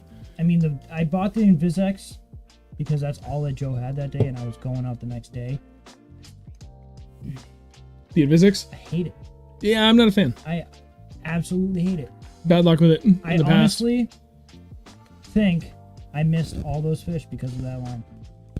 Could be. I've never missed that many fish in my life. Probably has more stretch than it does. It's minimal, but I can tell. Yeah, that's one of the benefits about that red label. Dude, that's stout line. It's stiff. It's like clear braid. Right. I love it. So, I mean, you can go more expensive with the Abrazex, which I mean is amazing line. I still stick with the red label. It's cheaper. It's like $20 a spool. I don't even think it's that much. I don't know, maybe it's 15. Depends where you go. Yeah, anywhere from $15 to $20. Yeah. 15, I think, is the normal retail price. Yeah, but stuff is awesome. It's like iron on the line form. Yeah, seriously. It really is. I used it for years before I switched to a Brazix. Love it. 2 4-pounders on the jackhammer today was enough for somebody. Hell yeah, Brian! That's a good way to bounce back after yesterday, buddy. They went to the brownie factory. Which one? New Hampshire? Yeah, and Wait, you know where we started? he got 2 4s up there? No. Oh. So he went. That's why I say he bounced back. So yesterday he went to the New Hampshire brownie factory, Okay. where we started to specifically look for beds to see like what stage the lake was in Yeah. and get water temp idea for there. I said, go there. And he said, lots of beds. They were all empty. So he got there. Like, dude, that happened like that. That was with a week. Yep. I know it can happen. And it did. Wow. So he was there and I think he said he caught 2. So I'm glad that you're able to bounce back on that, Brian. Good. Makes Sweet. me happy, buddy. Bradford. So locating smallies on we'll call it a smaller-ish reservoir. Riprap along walls, fairly shallow, some spots 24 to 30 feet. Oh, dude, work that riprap. More importantly, more than anything, the riprap that transitions from riprap to sand. Those transition areas, anywhere from at this point, those are dark spots. Those just they'll be in the dark. Yep, and they'll be relatively shallow. You probably find the vast majority of your smallmouth 15 feet or less right now. Not to say there aren't going to be some deeper, because we've had this crazy heat wave being down there in Mass. It's definitely going to be a little bit warmer. You're not too much further south than us, though. But they're not going to be like straight up deep summer pattern yet. So anywhere from 15 feet up, especially given the depths that you gave us, like that's still pretty deep relative to that lake. Any of those transition areas, man, you just work it. Tube, spider jig, drop shot, Ned rig, jerkbait, crankbaits, slightly deeper crankbaits. Crash it off of everything you can, especially going from those transition areas. Mm-hmm. You're gonna get them. And top water, absolutely top water right now too. Yeah, you're gonna hammer them. Yep. Hey, mouse, work. Where'd you go? Town. So the rage blades have a weighted blade instead of the weight being on the head of the jig. It vibrates differently. Oh, All right. Violent, like a more. I didn't even see Tom. Tom said the same thing. Bang a crank on that riprap. That's awesome. Yeah. Oh, nice, Brad. All right. Yeah, bees are up. That's good. The legit use braid on everything 20, 30, 50. No, that's interesting, Northern Bass, because I run straight braid on a spook and I do not have that problem at all. I need to do a better job of looking at the camera after I read the question, but I'm so always tuned in on the question that I forget to look back at the camera when I'm talking. Trying to do better. Sorry. Yeah, that's the other benefit of braid. You only change it when you run out and you can't cast as far as you want. Bass and Panda, Golden Life, catch 3+ pound smallie and topwater. Buddy, please come to New Hampshire. Just come to New Hampshire, we'll get you on one. New Hampshire isn't even like... I wouldn't put a single lake in New Hampshire even in the top 50 best places to catch smallmouth in the country. In New Hampshire? Yep. Maybe the Brownie Factory. Maybe. If we're talking top 50 in the country. No, I still wouldn't even. And yet, it's awesome. Like, I don't even know how many 3 and 4+ pound smallmouth I've caught on top water here. Good. Especially 3s. Like 4 is a little bit harder to come by. But I'll never forget. Dude, the torpedo for them right now is just silly good. And a little baby whopper plopper. You could burn those 2 right now and just smash them. I'll never forget. The Whopper Plopper. Oh, dude, yeah, I know what you're talking about. Oh, yeah. Yep, right up the road from where we don't speak of. Yep. And you, dude, I remember. It was with Travis. Yeah. That was like 5 years ago. Oh, yeah. That was nuts. Dude, I remember. Dude, I've gone back and watched that video just because it's so insane. The 4 pound, 2 ounce smallie on top water. That was amazing. Oh, man. There's, what the hell was I going to say? There was a tournament me and my buddy Josh did back in 2011, the year before my first kid was born. The 1 year I did a trail. And we were up on Squam Lake in New Hampshire. Went to the first spot we wanted to fish. It's kind of a popular spot, but we were the only people to go to it. We had a relatively low draw number. So I don't know if people behind us, saw that and they bailed after we went right for it. But I was like, I'm going to throw a torpedo. Because it was in the fall and it was that time where they should have moved up into that transition. And it was that transition spot from sand to riprap. But this spot's a little special too because it also has vegetation. I stood up, grabbed my rod, bombed my torpedo out, engaged the reel, and as reaching down to lift up my trolling motor, and I just hear a violent sploosh, and I look up, and my bait's gone. I didn't even have the trolling motor in the water yet. Set the hook, 3 3/4. smallmouth. First cast of the day. We ended up fishing like, I think, a half a pound out of the money. And I also blew the lower unit on my boat that same day. That was a fun day. Kotu. Finesse options for a weedy lake. You're first. Oh, David, to answer your question on the rat, though, no swivel. No? I know people that do. I don't. I just use the regular split ring that comes with it. Yeah, I tie straight to it. Although, you know what? We should actually, because we both have the same damn rat. And I have a couple of the bigger, so use a bigger split ring. And they have different sizes, different ratings. I think the one I use is rated like 20 to 30 pounds. But I'd be curious. We should just throw it side by side. Like literally crank them side by side and see if there's any difference between the two. I don't think there's going to be any difference. Might not. It's just going to be, we'll find out. You know what it's going to do? When you cast it, it's not going to do the freaking... Which that alone could be, I mean, that could get you like another 20 or 30 feet of casting distance. I mean, yeah, probably could. Actually, probably will. Yeah. Actually, no, we will. But anyways. I'm going to start throwing a swivel on mine. we're going to try. So Kotu, finesse options for a weedy lake. What species? It all depends. Yeah. Woo! Getting touchy under the table. I don't know. I mean, do I really throw that much finesse in weedy lakes? The only thing I think of would be drop shot with a pencil weight. That's what I'm thinking. And shaky head. It's not ideal for a weedy lake, but you know, typically in a shaky head, I'm fishing like 3/16 or smaller, and that's small enough that it gets through the grass pretty well. And they make like arky head style shaky heads too. You can get away with, and it's not bad. You can do a Ned rig. And honestly, like snapping it out of vegetation, I'll just leave it at that. I mean, yeah. Should be doing it. Yeah. Okay, yeah. You can do Nico rig Senkos, and you can get the Nico rig hooks that have like the weed guard on them, which is what I was using a lot last year, and that works killer. For I mean, it's a bulkier finesse, but it's still a finesse presentation. There's a couple of things. Power shot, yeah. Yeah. That's something. Finesse, but I mean, it's. Well, it depends on what you're throwing. I guess so, yeah. Also a weightless Texas rig fluke. So if you're going deeper, a little bit more difficult, but you know, if you want to go finesse, the beauty of that is you can kind of do it both ways. It's like finesse, but it's also like power finesse and reactionary. It all depends on how you work it, but that's the beauty of a fluke. You can cover the entire spectrum with something like that, and it comes through great. Yeah, incognito, weightless Senko T-rig, same difference. I prefer a fluke myself, but Texas rig Senko works just as good. Tom, I was recently told not to use a barrel swivel snap-on my build crank wake baits and was blown away. This is something I just learned about this spring. It is entirely dependent upon the intent of the bait maker. Buka, my Buka bullshad baits, his wakes and everything, all of like everything that he makes, unless I'm mistaken, I'm pretty sure I have this right. Everything that he makes was designed to not use a snap swivel. As he put it, I know I remember this correctly. If they wanted to use a snap swivel, they would have included it with the bait when they sold it. So don't. Yeah, there's like that wake I just bought. Yep.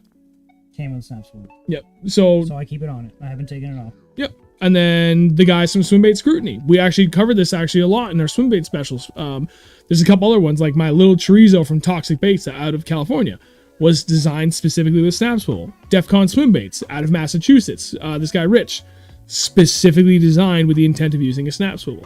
So it's entirely dependent upon, especially for, you know, the craft swim bait makers, for lack of a better way to put it, depends on their intent. So you kind of have to check with the bait maker to decide if you need that or not. Bass and Panda, entertaining the idea of taking a trip to Sturgeon Bay. Buddy, I would kill to do that with you. That would be amazing. Yep, pink flukes are awesome. Weightless twin weightless flukes. That's something I still need to do. What is that? Donkey rig? Forget. Jika rig a warm. Yeah, I've heard that's good. Weedless Ned. I have not. Have you tried weedless Ned? I have. Oh, it's like an extra wide gap, and you just slip it up through. It has a weed guard on it. Okay, I've seen two different ones. So they have weed guard, and then they also have one that's an extra wide Ned hook. To like come down and like back up. Yeah, I mean, you rig it just the same as you would anything else. Texas rig with an extra wide gap. So you go through like a 1/4 inch to the top of the bait Yeah. and slide it up to the top to the straight part. Right. And then take the hook point, bury it back around the bottom side. On a Might not rig? work that great. So, well, no, actually, Texposing a Z-Man TRD with that style would actually be awesome because the hook point would not slip out of the bait very easily, but it would collapse incredibly easily when you do get a bite. So you'd still get a really good hook set. That'd actually be like best of both worlds. God damn. We should be doing that. Thanks. Okay. Thanks. You're welcome, Kotu. Oh, Mr. Goodman's in the house. Kotu, try a small weight Carolina rig with a small trick worm or craw. Fish through grass while you cover water. What? Yes! Why the hell do we continue to not think of Carolina rig more often? Dude, I talked to you about it today when I was taking a shit. I literally told you I want to do that. Yeah, you did. You did. And it's funny because one of my subscribers, he was in the chat earlier, Dave, he actually sent me some Carolina rig weights that have the beads inside the Carolina rig weight. So the weight itself clacks. What? So it's one less thing you gotta worry about tying on. Cool. Actually, Joe has the kits. he sent me one of those. I used to throw those when I first started doing it, like those pre-rigged like Carolina things from like Strike King. It's like a giant swivel that Yeah, has yeah. the weight and the beads on it. The only thing I don't like about that is it tends to wrap it around itself on the cast. I don't like that. And then it catches any vegetation like super easy. Yeah. So, I'm too lazy to add the bead. You lazy bastard. You're right, Talon. It is a bigger version of the Texas rig. I don't know. I used to throw it like tons, especially when I first started fishing Lake Winnipesaukee and like finding good vegetation deep. That was one of my go-tos for catching smallmouth. Was just a straight Carolina rigged 4-inch lizard. And I just kind of stopped doing it for some reason. There's like so many other baits where just like I found out, oh god, Snatchy Band is back. I don't know that it needs to clack. I mean, how much Carolina rigging have you done? Like none. None. Yeah, none. I don't think I've even ever thrown it. I may have thrown it once or twice, but I don't remember. It used to be, not only for smallmouth, but like just in general, one of my go-tos for midsummer I don't know why fishing. people don't do it. Loved it. It's just something we need to get back to. Kind of getting back to basics. But it's along the same lines as throwing just like a giant Texas rig worm, which I love doing. And I will do that all the time every summer. Once the largemouth even start moving out deeper into vegetation, god damn, that is hard to beat.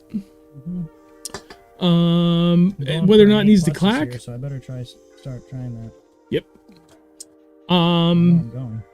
So yeah, Panda. When I Carolina rig, I do an 8 to 12 inch worm.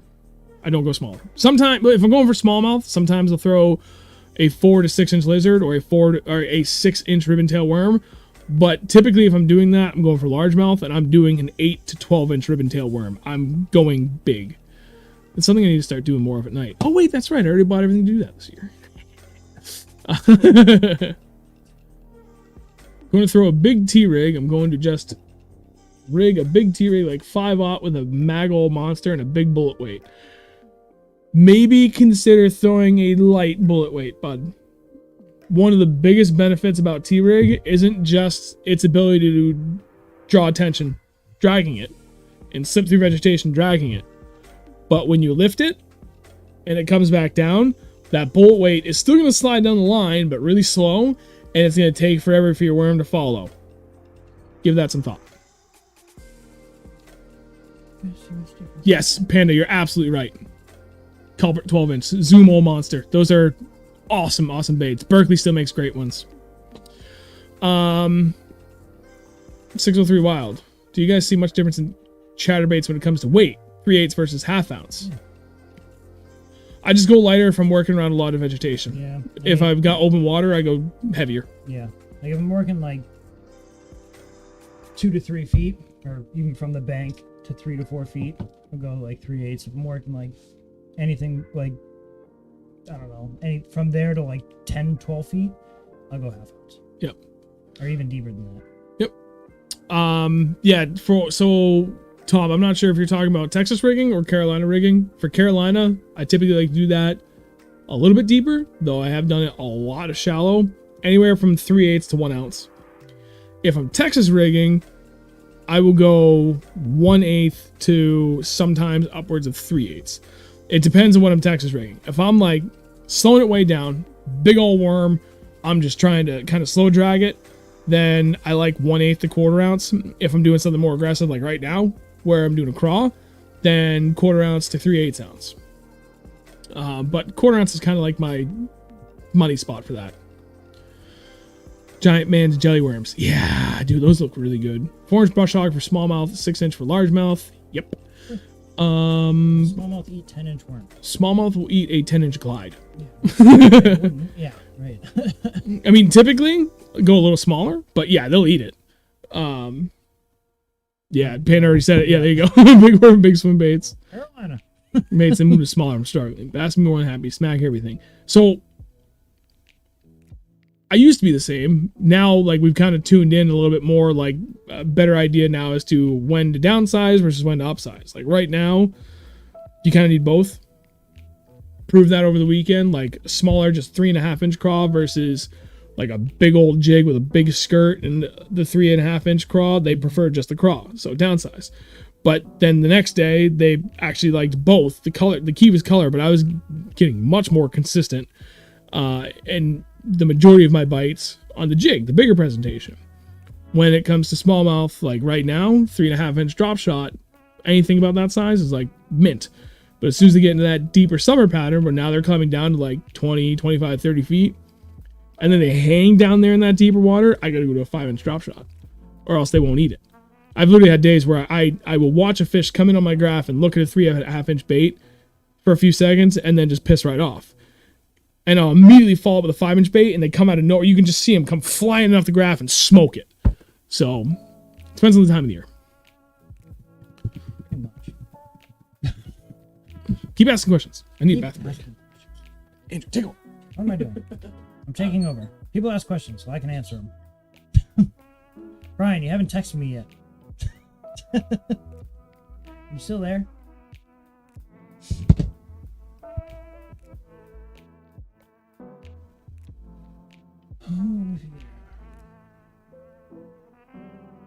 Outbound chatterbait and then adjust profile of plastics, make it cheaper. Yeah, that makes sense, Talon. Carolina rig with small, extra wide gap and finesse TRD to do the same work. Yeah, see, I haven't really Carolina rig much. I gotta start doing it and try and figure it out. I mean, that makes sense. Favorite drop shot bait? Beast Coast Magic Flick. 100%. Favorite drop shot bait ever. Comes in all sorts of colors. They just started making, I think they started making a 4-inch bait now, or 4.5-inch bait.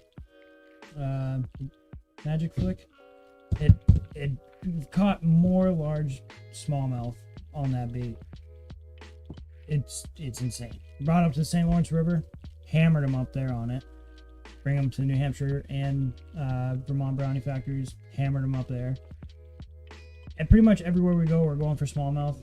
Throw them in drop shot. We're gonna bring the Beast Coast Magic Flick. It's gonna hammer them no matter where you go. Where are the questions at? We still got about a half hour. What? Questions, half hour, 30 minutes. Oh, dang, it's already 9:40. We can keep going for as long as people want to be. Oh, it's 9:40. Sure. Oh, yeah, my phone's right there. I couldn't read that one. It's all I thought good. it was 28 minutes. How did you see this? On my phone. Cam, Carolina rig with a small, extra wide, and a finesse TRD on it can do some work. I like that. Never even thought about that. Right? That's what I said. I've never really Carolina rigged, and that makes sense. Yep. Favorite drop shot bait? Gee. Magic Flick. Told ya. Closely followed by just a like zoom trick worm or zoom finesse worm, 5-inch. Like that's I pleaded with Derek, the owner at Beast Coast, to that's a funny story for your tire. To add a bigger, I want them to do a 5-inch version of the Magic Flick because there is a certain point, I just brought it up, where like 3.5-inch is it. Like that is the absolute money size bait specifically for smallmouth. Yeah. And then that bite will just die overnight. And you got to go to a 5-inch bait. And it's literally like flipping a switch. and they won't even look at, or they'll look at it, but they won't touch the 3.5 inch. You go to the 5 inch and you'll just start slaying them. And I cannot get them to touch that magic loop from Beast Coast again for like another 2 months. But now that he's got a 4-inch model, I really wish he had done a 5-inch. But the 4-inch, like that should do it. Like just having that slightly taller and longer profile, like that should cover us for the other part of the year. So like I can use the one same bait, and he had some fucking awesome colors too. Between those two, like that's it. Robo Worm is another one that I've liked, although admittedly I don't throw it that much. And the little tiny little swim baits, like little the Easy Shiners, the little Kitex. Easy Shiners, yeah, I have a pack of those at home. Yep. I found them under my bed. Sometimes those work a little bit well, but like those they're like better for colder water. Just a swing impact fat, like a 2.8 inch to 3.3 inch on a drop shot can be killer. The only problem is you go through them so damn fast. So if they get on that, is no bueno. You go through them real fast, dude. Oh, so Steve, Team Beefmaster wants to know, how'd you mess up your tire? I was driving with it. Remember last year and you said it really needed to replace those tires? Yeah. Yeah, it was last year. Actually, it was the year before. I made it through all of last year with that tire.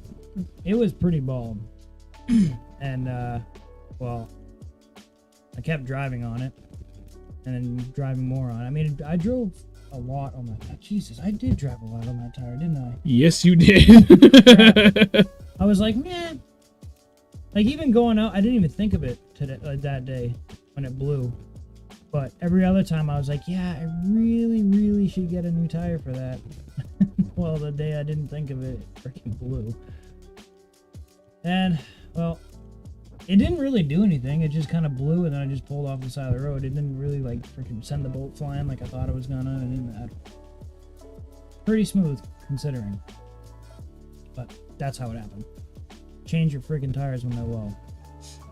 Not a bad idea. A bad idea at all. Damn. Sorry, I have not looked at Facebook at all.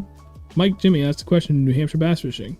Any New Hampshire fishing YouTubers y'all follow? I'm watching Dirty Dirch fishing at the moment and want to see more New Hampshire. Dude, almost every person mentions us. Really? Yeah. Holy crap. Damn. Y'all are so kind. Sweet. Thank you, guys. And Get Ben. What? I saw Get Ben. Oh, yeah, right there. They're not New Hampshire. He's Nasty. Massachusetts.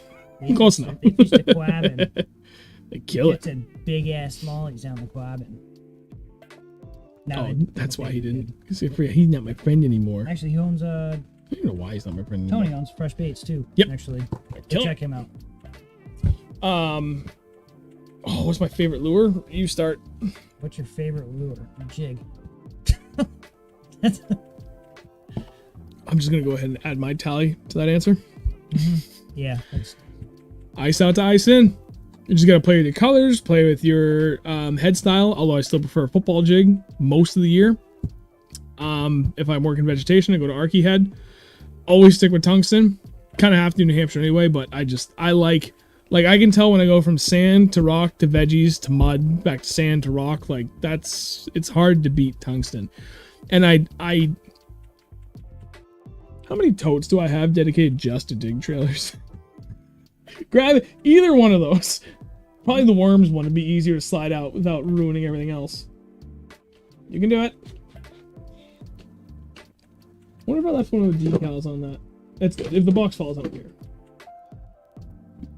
So I get these from Target. It's on sale, real nice. I mean, this is worms, but that's a pretty big tote. There's 1, 2, 3, 4, 5, 6, 7, 8, 9, 10, 11. There's 14 bags of worms in there. And you can see there's still quite a bit of extra room in there. I have 5 of these now, dedicated just to jig trailers. So if you couldn't tell, I really like fishing jigs. And honestly, like, these fit in the boat and they stack so well.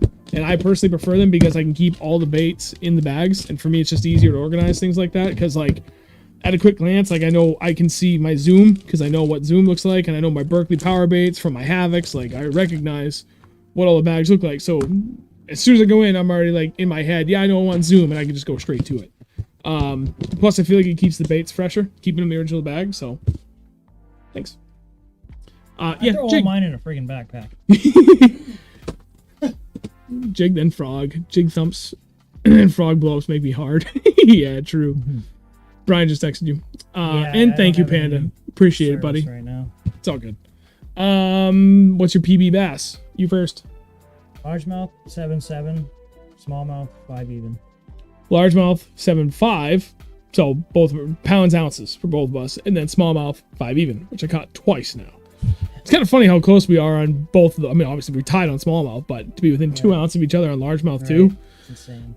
Excuse me. So, let's cut through school. Oh, nice, Yeah. Sam. That must have been fun. Nice. Dude, I want to get out striper fishing. So We gotta go to Brian. If we didn't already make plans for, well, actually, I take that back. Before I even finish it, if we didn't make plans with Nate already for this weekend, right. I was about to say we should go, we probably would have gone down for stripers, but that's not true because the Merrimack Valley Bass guys, Tiago and Dave and all them, there's a tournament this Sunday. I totally forgot about because I really wanted to fish it. Where? Knops Pond and Lost Lake, which is it's one body of water, but for some reason it's two different names. Oh, okay. Down in Groton. Ooh. It's like 30 minutes from here. Ooh. I've always wanted to fish that place. Yeah, I was looking at that Google Maps the other day. For some random reason, I was. It's like a 100-acre pond. It's got 1,000 acres or like 1,000 miles of shoreline. Yeah, it's like crushing them. Yeah.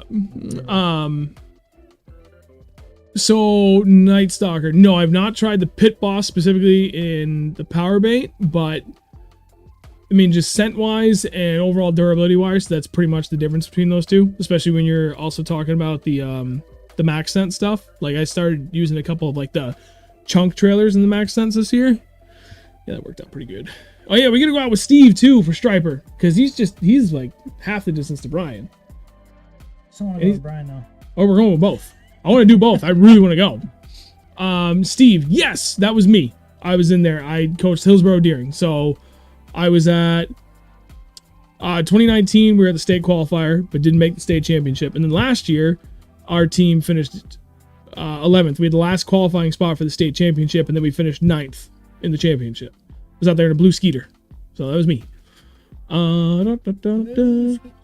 Got 2 weeks fishing mode. Stop working. Making all that money. Go enjoy it.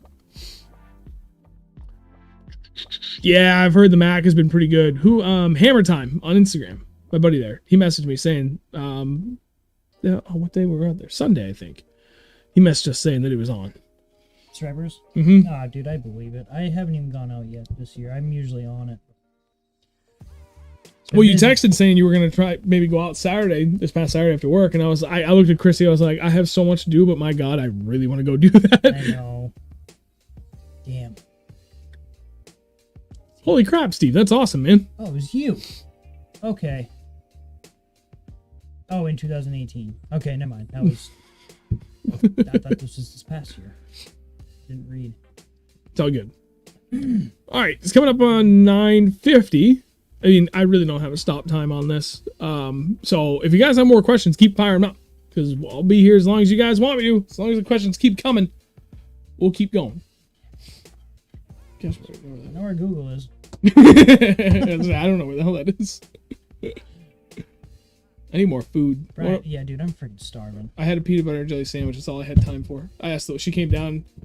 At a hero for lunch. Ooh. So I we ordered two. We were supposed to have a guest on tonight, but unfortunately I had to cancel last minute. So I had already set up the whole, like, these two mics aren't here. These go into like a separate audio device, which then goes to my computer. Like that all comes out for one mic and a totally different setup. And I had the video title and the thumbnail and everything done. The stream already preloaded. And then, fortunately, he had to cancel. So I had to reconfigure everything. My wife comes down. She's like, what's going on? I'm like, I don't know. I don't have time to even do it or anything. She's like, what do you want me to do? I was like, I would kill for just a peanut butter and jelly sandwich. So that's all I've eaten. I'm really hungry. Yeah. I legitimately might drive to Wendy's after this. I'm definitely going to McDonald's after this. Ooh. Yeah. Large number 1, which is a large Big Mac meal, a fillet of fish, and a 20-piece nugget. Jesus Christ. 2,500 calories. Panda wants to know, can you take off your shirt? Me? Dad bod. No. It's actually like pretty comfy in here right now. It's not hot as balls. No, well, it helps because it's always like way cooler in that room, and I got a small fan blowing all the air out. I need to put a freaking sweatshirt on when I walk out of here. No, it's still gonna be like nice out there. It's gonna be real nice. Both you guys. Aw, you don't want me to take my shirt off. My whole stream and channel, everything will get removed. It's bad. Let's try it. No. Get them right under the bridge. We're still trying to wait for Big One. My dad loves his hat. Man. Oh, you're welcome. Hell yeah. I still have 2 hats from that first original order I have to get rid of. But they're dad hat? caps. Yeah. I bought 5. I still have 2. I guess people don't like the dad hats. You don't know what the dad hat is. It was just kind of easier to order it. Well, there's one guy that asked me about it. I should just ship him one for free. Can you do it? Do it! You did it. Proud of you. Don't fall. Don't knock it over. Champ. Oh. There's this. This one. Is an unstructured, like, that's a dad hat. Like a soggy condom. Your head. I don't use any Rebas. Oh, dude, that was so funny. Oh, God, you guys gotta watch the Yeah, seriously, if you missed that from earlier in the stream, go. If you didn't see the saga from his blown tire on Monday, go to my Instagram, go to my profile, and in like my saved, like favorited stories in there, you can watch the sequence of videos. It was actually quite funny. Yeah, it was pretty good. He sent me a I picture. need a hero. Yeah. Need a hero. Dude, he sent me a picture. I think. No, you sent me that. Yep. There's just a spare wheel in the boat. It was a long morning. It was good though. It was funny. It was a good time. I actually took a shit off the side of the road. I went to the opposite side of the road because I knew people would be looking at my truck and my boat on the other side of the road. So I'm literally like 2 trees in, just squatting, and I'm just watching people look at my truck and boat. I'm like, hey. Bass and Panda. I'll come back to the jig trailers after answering the other 2 questions. Those are way quicker and easier. How's your hand? What's your my wrist? hand's fine. My wrist is okay, but the arm is broken. But it's, I don't know. It's feeling okay, I guess. It's still rough shape. I mean, this bone is still technically broken. I should have been in a cast for at least 6 weeks, my actual doctor said. But the other bone doctor was like, no, you're fine. But this bone, for some reason, that wasn't broken, which is just fractured, is absolutely killing me all the time. I don't know what's going on. You're still doing too much. Yeah, I don't know. That's okay. I always do too much. Henry mentioned BMX a few times. That was my background also. BMX and bass fishing. Nice, dude. I don't have a copy of Rad. You don't have a copy of Rad? So I went to go actually try and buy it from Movie Scene before they went out of business. I think Jimmy actually has a copy of Rad. One of my friends used to work there, and another guy I know that was big in BMX came in when he found out they were closing, and he was Jimmy? like, it may have been. He's like, yo, give me that. And he was like, okay, and he just gave him the movie. Huh. I wonder if it was Jimmy. I Beat me think to Jimmy or Jared, I'm pretty sure, have a copy of Rad. I love that movie. It's so terrible, but it's so good. Yeah, it was a good movie. All right, so Panda, jig trailers. You want to go first? Your preference on jig trailers when you switch? Like what makes you, what dictates, I'm choosing this today, but if this doesn't work, I'm going to switch to this. And not just colors, like specifically jig styles. Just styles? Yeah. I mean, I really only usually throw one. If that puts it into perspective. Is that the special one? Just the juice? Just the one I always use. Yeah. Okay. Then I can elaborate because I have way too many. But if they're not biting it, I cut like 1.5 inches to 2 inches off of it. Yep. Just downsize a little bit. Just downsize it. Yeah. That's about it. Does bass fishing suck in the Northeast? No, Pasha, it doesn't. It's amazing. No. Is it as good as anywhere else in the country? Yes and no. It depends on where you are. Depends We on have... how patient you are. You know what the best thing about fishing in the Northeast is? With few exceptions. Like Vermont is a little bit harder. There's not quite as many like little ponds around. But like New Hampshire, especially Maine, decent amount in Massachusetts, although Mass sucks, and there's a lot of ponds that are legitimately private that you can't get on. You can't go more than 20 minutes without being on like a half dozen different lakes. It's insane. And any one of those could kick out a giant smallmouth and or largemouth. That's the best thing about fishing in the Northeast. Like almost every single friggin' body of water has quality in it. If it doesn't have quality, it's got quantity. And the quantity is respectable. Like it's rare you find a pond that's full of just like pure stunted teeny tiny rats. So There's definitely a few big bass in there. big time. We've There's seen always, them. There's always at least a 6-pounder in there. Yep. All right. So jig trailers. Dude, so this is another thing where like I live for jigs. So it's hard for me to answer that without having a specific time of the year. Panda, do it. The colder the water, the deader the action I want. I want the profile. I may want the size, but I want deader action. I will typically go small and dead action. So either just a straight crawl thing or like a Zoom Super Chunk Junior, where there's literally zero action to the legs whatsoever. I just want the damn thing to sit there and do nothing. I just want it to look like a crawl that's just kind of chilling on the bottom, not doing a goddamn thing. As the water gets warmer, I will both increase in size and increase in action in what the trailer is I'm throwing. As I get closer into like the heat of the summer, where I'm trying to really go for a reactionary bait, that's when something like the Strike King Rage Crawl, which is at the polar opposite end of the spectrum compared to a Zoom Super Chunk Junior for how much action it has. That thing, I mean, it's appropriately named. When you swim it, those legs kick like crazy. They're almost like ribbon tail worms, dude. They're insane. So I want that because I'll snap it up out of the grass and, you know, the legs kick like crazy on the way up and they kick like crazy on the way down, even on a slow fall. And I just play with it from there. You know, anywhere from, we'll say, up to 45, 50-ish degrees, I go with a small to medium-sized jig trailer with dead action. 50-ish up to, like, we'll say, mid-60s, even 70. Actually, no, pretty much, I would say, like, 50 to 55-ish degrees all the way up until it comes back down to that point. Anything from a moderate action, like a Beast Coast Marauder, to the most violent thing I can find, which is like a Strike King Rage Crawl, I'll bounce between the two. And that's when I'll play around a little bit. The warmer the water gets, the more violent I want the action on the legs. But if I'm not getting bit on that, then I will backtrack to a little bit more subtle action. And it just depends on what mood that the bass are in. And then colors, I like keeping them the same. I know guys that do nothing but mismatch. Just gotta play with it. Sometimes it doesn't matter. You know, as long as you get the right size and profile for a jig and they're feeding off the bottom, they're gonna hit it. Whether you got mismatched colors or the same things, doesn't matter. Yeah, I've run some wild colors before. Yeah, and then you've killed it doing that too. Nights, I have to answer one thing. Say when done Night Stalker down. YouTuber Fish in the Moment came out with soft plastic with Jewel Bait Co. You can customize, modify, and fit practically any situation. What's your thought on something so versatile? My thought is you can literally do that with any bait. Yep. You can cut down any bait. You can make it do pretty much whatever you want. If you got a pair of scissors or you don't mind biting the bait like I do, you can literally do that with any single trailer. Beast Coast Marauder literally was designed to do the same thing.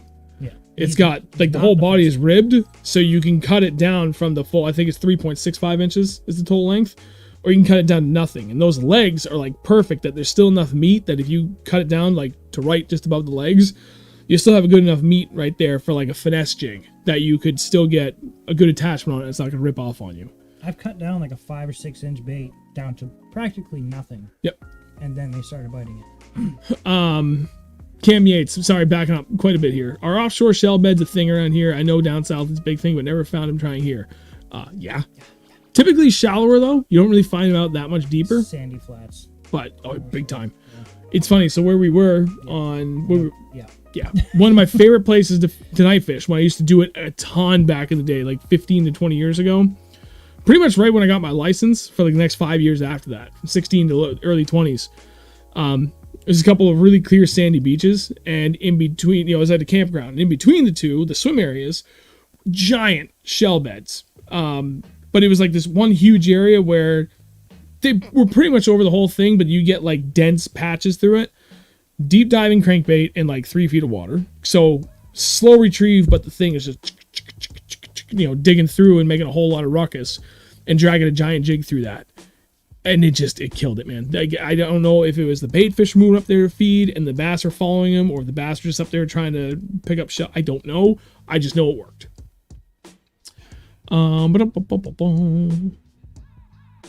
Let's see. I never used the chunks as jig trailers. Yeah, you should. Mm-hmm. When else Carolina creatures a go-to for many pros on Champlain? Yeah. We were actually just talking about that not too recently. Damn it, Snatchy. Yeah, so I know, Mike, you told us about that. The big sea rig on the St. Lawrence, but we didn't even try it. I know. You're not skipping jigs under docks, and I don't know what you're doing. I got a mean skip. Yep, dude. Especially a banjo minnow. God damn it, there it is.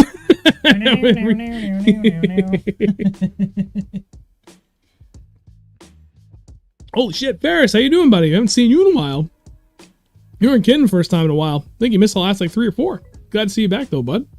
I assume you're watching the Bruins? Probably. A lot of people watching the Bruins tonight. I saw a few comments.